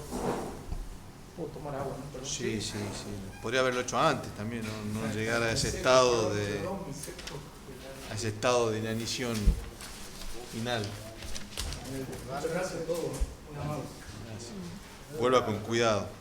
Bendiciones para todos. Gracias. Buen día, doctora. ¿Cómo le va? Tome asiento, por favor. Bien, gracias. Doctora Beatriz Alejandra Jalí. ¿Me puedo sacar? Sí, Gracias. para poder hablar. Bueno, este es el concurso, es la entrevista para el cargo de juez del Tribunal de Juicio, Sala 1, Vocalía número 1, del Distrito Judicial Tartagal. ¿Sí? Bueno, cuéntenos, ¿qué hace actualmente? Bueno, actualmente me desempeño como secretaria letrada de la Defensoría de Violencia Familiar y Género del Distrito Tartagal. ¿Es el cargo mayor dentro del Ministerio Público? No, existe el cargo de defensor oficial de víctimas de violencia familiar y género. Bien. Yo soy la secretaria de la defensora. Perfecto. Bueno, dentro de las actividades que cumplo en la defensoría, bueno, son propias de la asistencia a la defensora, ¿no es cierto?, en toda la redacción de escritos, actuaciones pertinentes en la tramitación de los legajos y expedientes que se suscitan en relación a la protección de las víctimas de violencia. También se lleva adelante, como el campo de la violencia familiar y género es un campo bastante amplio, que no se agota solamente en materia jurisdiccional, ¿sí?, dentro de lo que es la justicia, sino también tenemos actividades extrajudiciales, como es el acompañamiento integral a la víctima en otros ámbitos y otras gestiones que son ajenas, ¿no es cierto?, a la propia de la justicia. También tengo a mi cargo la organización de la oficina, el control del personal, lo que normalmente se hace dentro del contexto administrativo, ¿sí? Me desempeño en este cargo hace 5 años. Anteriormente cumplí funciones como profesional de planta en la Defensoría Penal a cargo de la doctora Alicia Luna, en el mismo distrito. También fui pasante de la doctora Clara Belmont en mis primeros años y de la doctora, cuando se crearon los juzgados de violencia familiar y de género en nuestro distrito centro, la doctora, ella está jubilada, no me acuerdo el nombre de ella, Martorell. Así que bueno, siempre de alguna manera estuve relacionada con el trabajo desde la perspectiva de la violencia, en su momento acotado a la función de la protección de la violencia familiar exclusivamente, después en la defensa del imputado, ¿no es cierto?, aprendiendo en esa área. Con la doctora Luna estuve 4 años y luego, bueno, ahora con la Defensoría de Violencia Familiar y de Género. ¿Usted es del departamento de San Martín? No, doctor, yo soy de acá de Salta. Habiendo inicié mis estudios a distancia cuando trabajaba de cajera en un supermercado y en la búsqueda de nuevos horizontes, como preparaba alumnos a distancia, conozco a la doctora Luna y bueno, me fui a Tartagal, como quien dice, a probar suerte y me fue bien. ¿Dónde se recibió, perdón? En la Universidad Católica, doctor, la modalidad de distancia. Modalidad de distancia en la Universidad Católica. Sí. ¿Y cuál fue su experiencia concreta en juicios penales con debate? Es en acompañamiento a la defensora, como usted sabrá. Es en una pasantía, ya con... No, yo soy secretaria actual.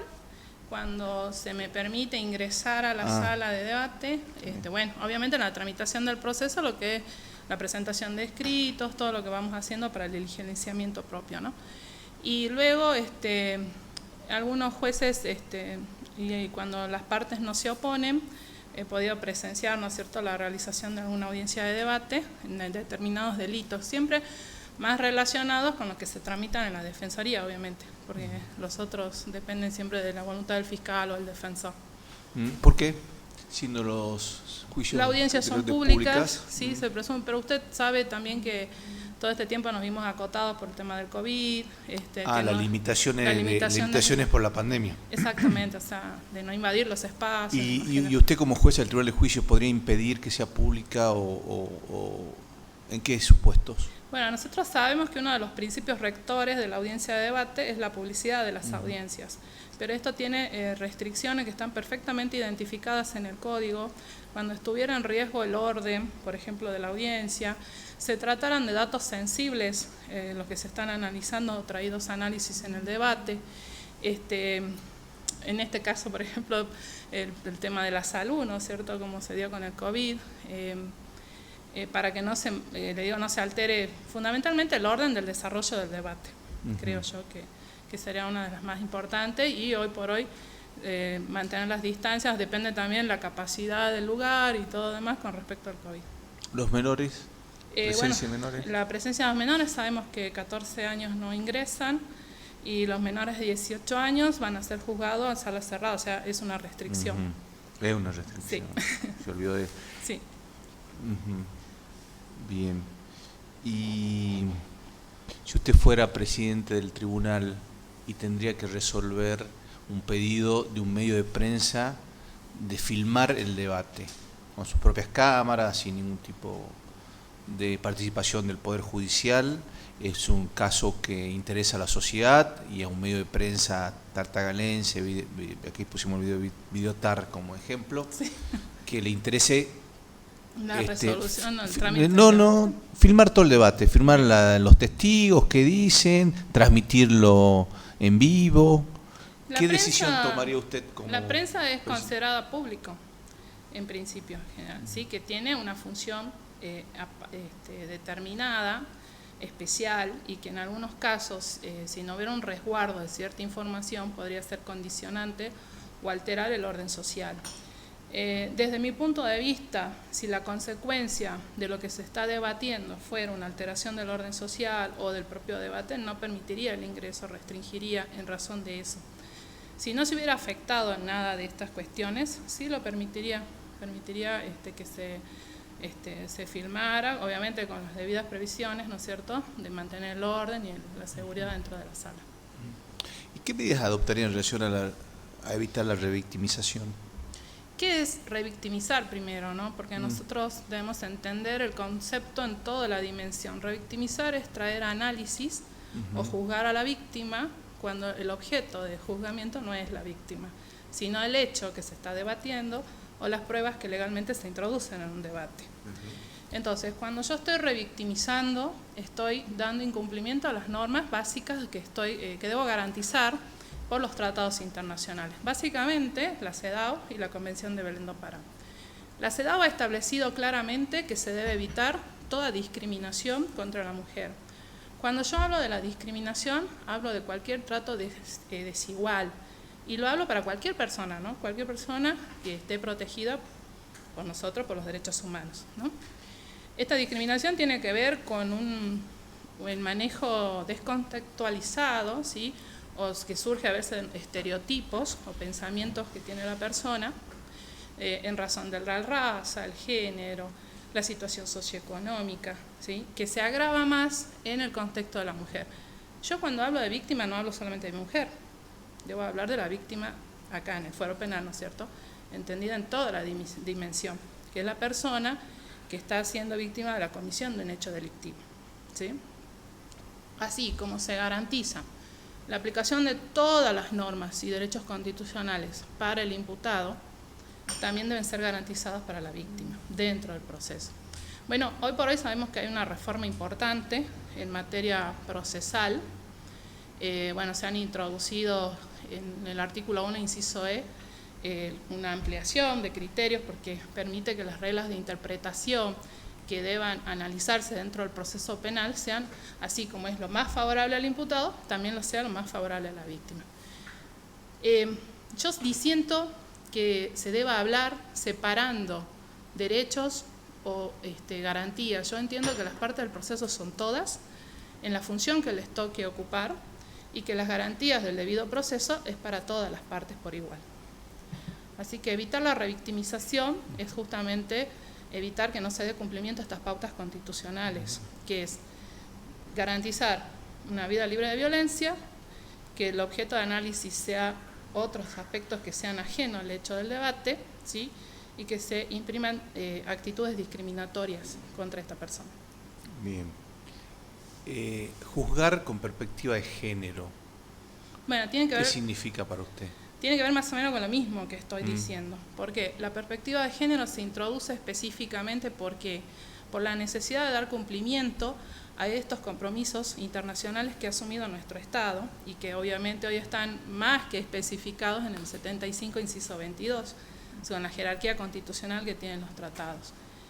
Nosotros sabemos que el derecho es dinámico, que está en una constante evolución, entonces a partir de esa evolución debe estar acogido, ¿no es cierto?, la dinámica, la reafirmación de estos conceptos si ya le hemos dado jerarquía constitucional.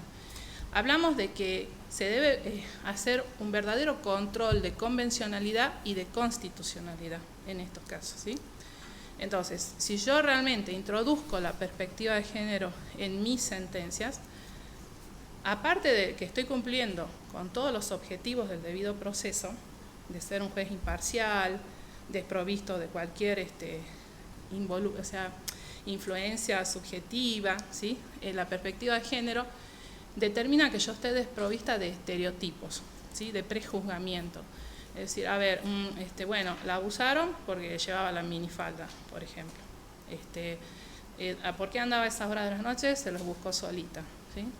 El género, en este caso, a pesar de que, bueno, todos saben bien cuando hablamos de género, dentro de la acepción gramatical, tendría que ser una distinción de género femenino y género masculino, no ha sido receptado así dentro de la normativa.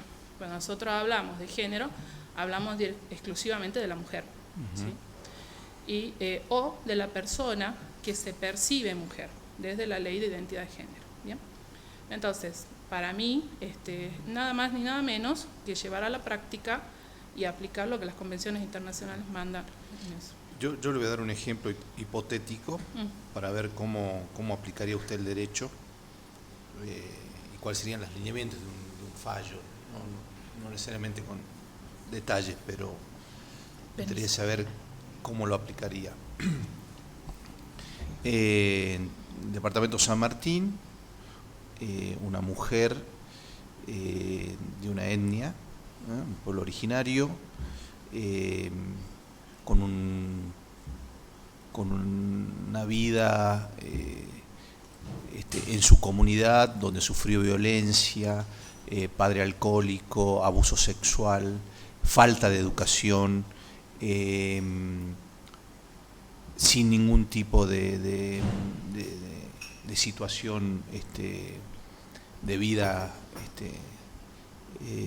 favorable, más allá de la vida de la comunidad, ella particularmente sufriendo violencia doméstica dentro de su ámbito familiar por un padre alcohólico y abusos sexuales. Se traslada a Tartagal, vive en situación como de indigencia también, porque le cuesta conseguir trabajo, mendiga, hasta que finalmente consigue y conoce a alguien y se casa. Esa persona también es violenta, es alcohólica y la somete a la misma violencia que tenía cuando era chica. Reedita toda esa vida que tenía en circunstancias de violencia intrafamiliar. El esposo le quiere pegar, corren por la casa, entran a la cocina. Cuando entra a la cocina, el hombre se tropieza y cae, y ella aprovecha esa situación del hombre tendido, agarra un cuchillo y lo mata. El fiscal promueve, imputa y llega a juicio por homicidio calificado, y la defensa aduce legítima defensa. Se dan todas las pruebas de los hechos, son estos como lo narro, no hay más elementos que esos, y tiene que resolver. ¿Qué elementos tendría en cuenta? ¿Sería positivista en relación al tipo de delito y a la imputación concreta y a las circunstancias del homicidio en sí? ¿Qué otros elementos tendría en cuenta? Bueno, básicamente yo considero que adheriría a la posición de la defensa como juez. Consideraría una legítima defensa por parte de la víctima. ¿Por qué? Si bien esta causal de justificación que hace desaparecer, ¿no es cierto?, la antijuridicidad del hecho, está regida por determinados requisitos, ¿sí? La necesidad de la agresión, que debe ser en este caso actual e inminente, la proporcionalidad del medio empleado y por supuesto la falta de provocación suficiente, ¿sí? De comprobarse estos elementos, no habría ningún problema en aplicar el instituto de la legítima defensa. Que no los hay en el ejemplo. Claro. Entonces, perdón, perdón, se me salió la expresión. La expresión, bueno. Sí.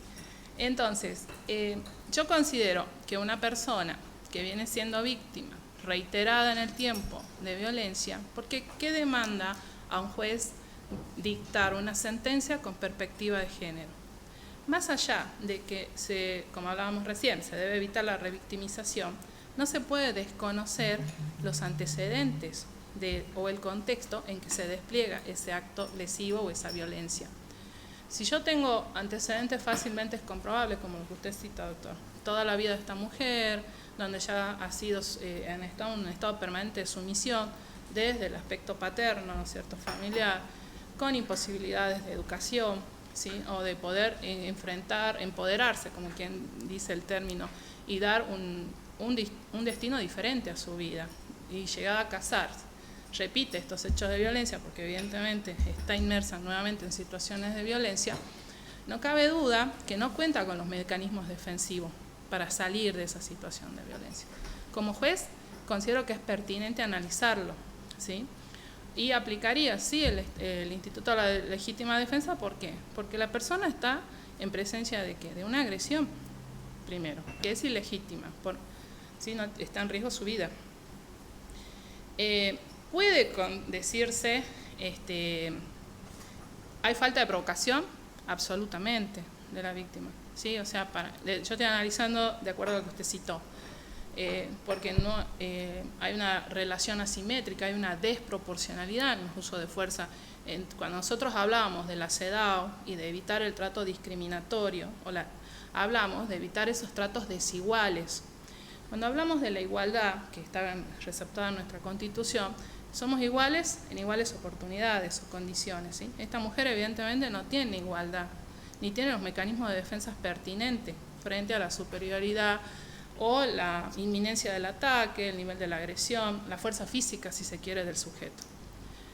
Se puede discutir que no haya racionalidad en el medio empleado, ¿sí?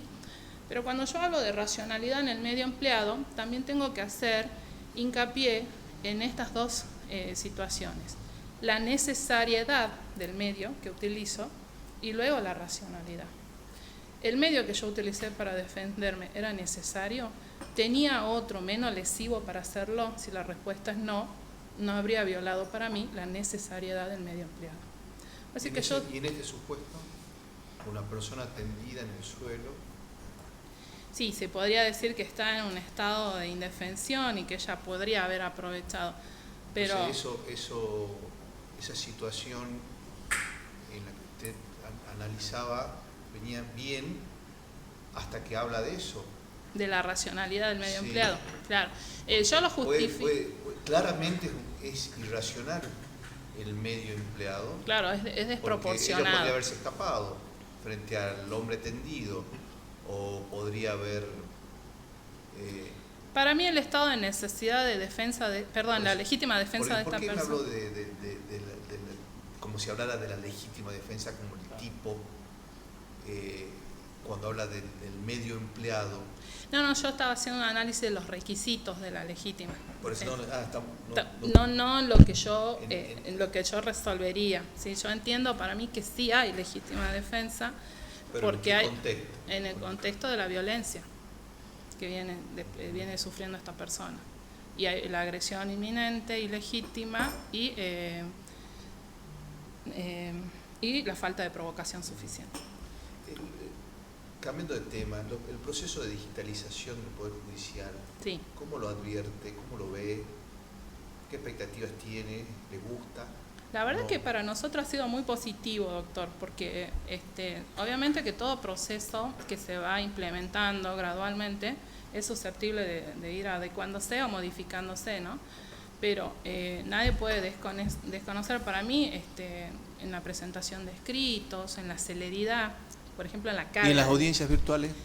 También, bueno, eso depende a veces de la adecuación de todas las partes, ¿no? O sea, hay diferentes opiniones, hay personas que son renuentes, que no les gustan porque destacan... Usted preside, usted Sí. decide, dígame cómo hace. Usted tiene un montón de presos esperando juicio en Tartagal. Gente detenida, gente que espera el juicio hace no sé cuánto tiempo. Si es la forma de brindar la tramitación adecuada del proceso en tiempo razonable, sin tener a una persona sin resolución de su causa en forma ilimitada, considero que es la vía más adecuada para implementar una audiencia. ¿Ha intervenido en audiencias virtuales de En una contenido sola, penal? En una sola, doctor, les soy honesta, por un abuso sexual de la Defensoría, donde las partes se celebró sin ningún problema.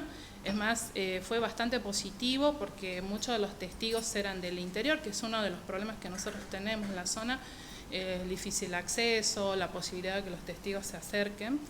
Y la verdad que fue muy, en ese sentido yo lo considero altamente positivo. Se pudo llevar a cabo la audiencia, se terminó con el debate y se dictó la sentencia de la causa. ¿Sabe quiénes serían sus compañeros, compañeras de sala?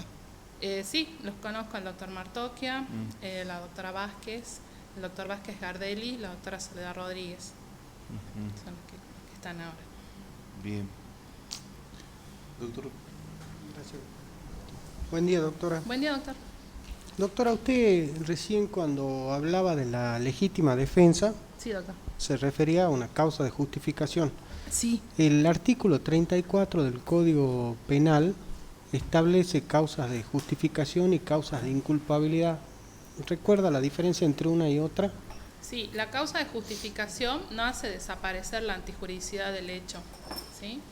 Y, perdón, me decía... Causa de justificación y causas de inculpabilidad. La inculpabilidad es cuando el sujeto está... la persona que despliega, ¿no es cierto?, la acción, tiene alguna... está provisto de alguna... causa de alguna causal que justifique, ¿no es cierto?, y torna inimputable la conducta desplegada por esta persona, lo torna a esta persona inimputable. Por eso Sí, es inculpable. pero ¿qué diferencia tiene con la causa de justificación? Que es la que usted mencionaba, por ejemplo, la legítima defensa. Justificación es cuando, para mí, lo que yo entiendo es que habiéndose cumplido con los requisitos estipulados por la ley, esta conducta antijurídica está permitida, o sea, por decirlo de alguna manera, está justificada, ¿sí? Pero justamente la causa de justificación se analiza en la antijuricidad del delito. Sí, no. ¿No recuerda la No, definición? doctor, no recuerdo. Está bien, no hay problema. El artículo 58 del Código Penal habla de dos supuestos, dos reglas en las cuales procede la unificación de penas y de sentencia del imputado cuando se incumplen las reglas del concurso. ¿Recuerda cuáles son? La regla del concurso era La unificación unificación Sí. de penas y de sentencias. El Pena, 58 habla de dos supuestos Sí. o dos reglas. No. Que son cuando se está juzgando a una persona que ya está condenada por otro delito o cuando se dictan sentencias. ¿No recuerdo? No se puede ver el código. No me recuerdo. Estoy nerviosa. No, perdón. No hay problema. Gracias, doctora. Bien. Doctora Zangari. Buen día. Buen día, doctora. ¿Me podrá decir qué significa el principio de trascendencia mínima de la pena?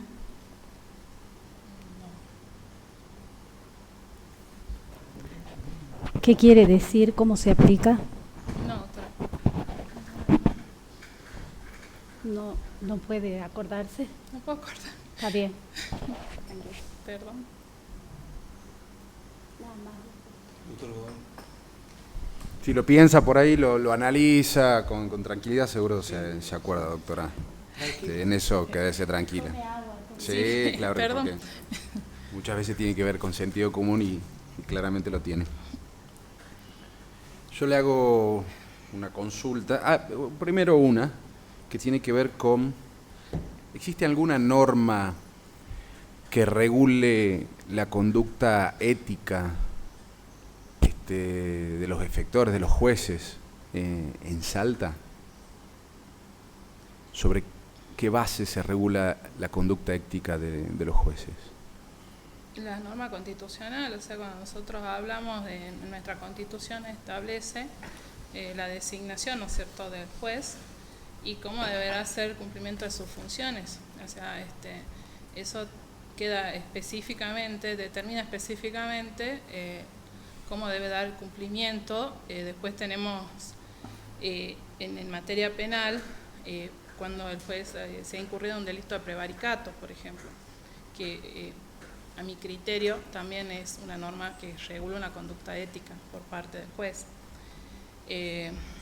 Bueno, ni hablar de las normas insertas con respecto a cómo debe tramitarse el proceso, cuáles son las actividades permitidas y prohibidas, o sea, en el alcance a cargo del juez, ¿no es cierto?, cuando controla el desarrollo desde que llega, ¿no es cierto?, el expediente para su tramitación en el proceso del juicio hasta la finalización del mismo.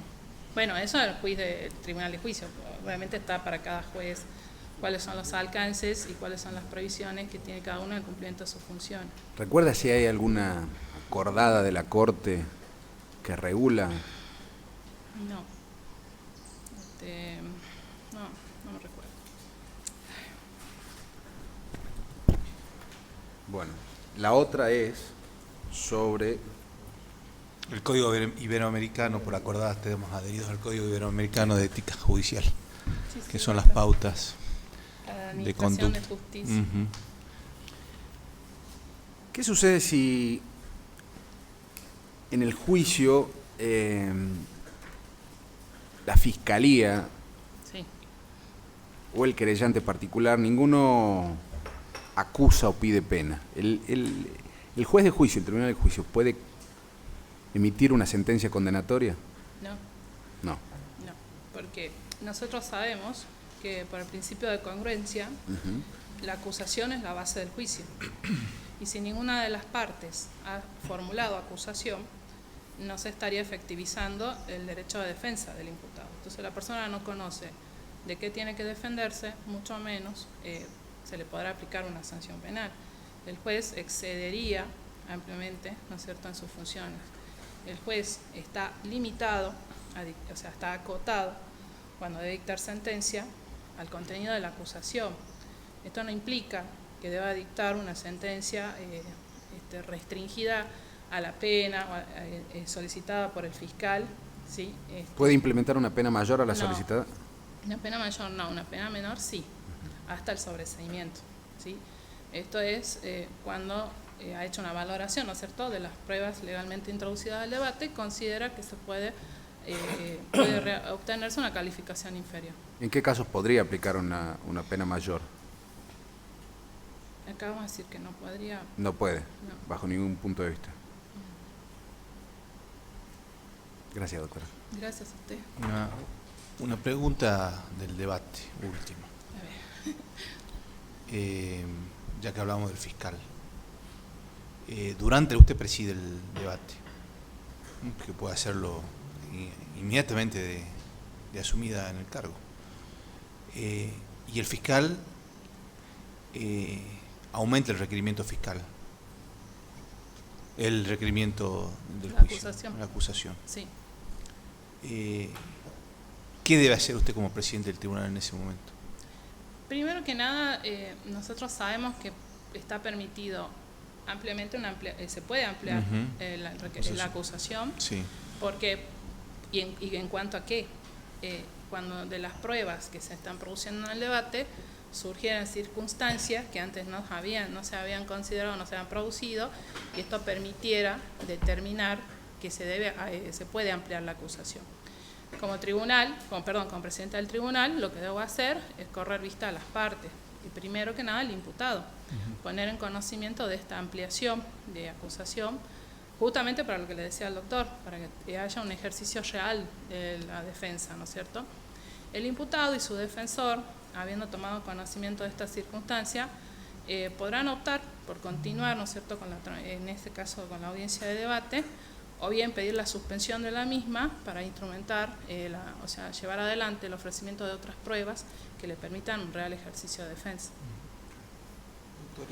Doctor Martínez. Buenas tardes, doctor.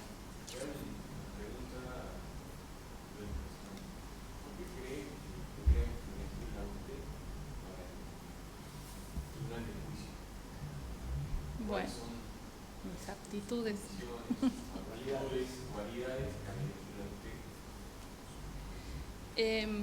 Bueno, es un poco incómodo hablar de uno, dice, pero creo personalmente contar con los valores pertinentes para poder desempeñar este cargo. Creo que todos, como operadores de la justicia, en el lugar que nos toque, tenemos un alto compromiso con la sociedad.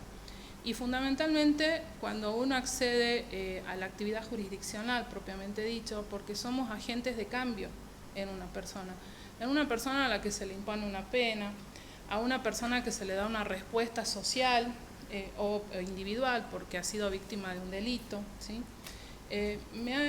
Gracias a Dios, en el desempeño de mi carrera particularmente, me ha tocado la suerte de ir trabajando en distintas áreas, como le decía, primero en un juzgado de familia, que tuvo la particularidad de ser uno de los primeros juzgados de violencia familiar, ¿sí? Luego en una defensoría penal de cámara, en una defensoría penal común y ahora una defensoría de víctima. Amo el derecho penal, creo que uno siempre puede ir aprendiendo, es perfectible, son cuestiones que el derecho va evolucionando, o sea, uno tiene que ir evolucionando en conocimiento con eso. Y básicamente creo que desde mi experiencia personal puede hacer un gran aporte en el tribunal. Doctor Díaz. Hola doctora, ¿cómo le va? ¿Qué tal, doctor? Buenos días. Le voy a poner en el escenario de la pregunta del doctor Lucas Godoy, en el cual estaba la participación del querellante particular Sí. y del fiscal. Bien. Pero el ejemplo va a cambiar acá. El querellante particular no fundamenta la acusación, sí lo hace el fiscal. La pregunta es, ¿el querellante particular va a poder alegar al momento de la clausura de la investigación penal preparatoria? No. La solución es básicamente la misma, o sea, se considera que es como un abandono intempestivo del querellante en la audiencia de debate, ¿sí? Esto no hace desaparecer la tramitación ni que el debate deba desarrollarse hasta el fin. ¿Por qué? Porque la parte acusatoria que recae en esta casa, en la cabeza del fiscal, ya ha formulado la acusación, ¿sí? El querellante podrá emitir opinión, una conclusión, pero no será considerado como un alegato, el valor del alegato final. Está bien, doctora, gracias. Muchas gracias, doctora. Gracias a ustedes. Buen día. Buen día.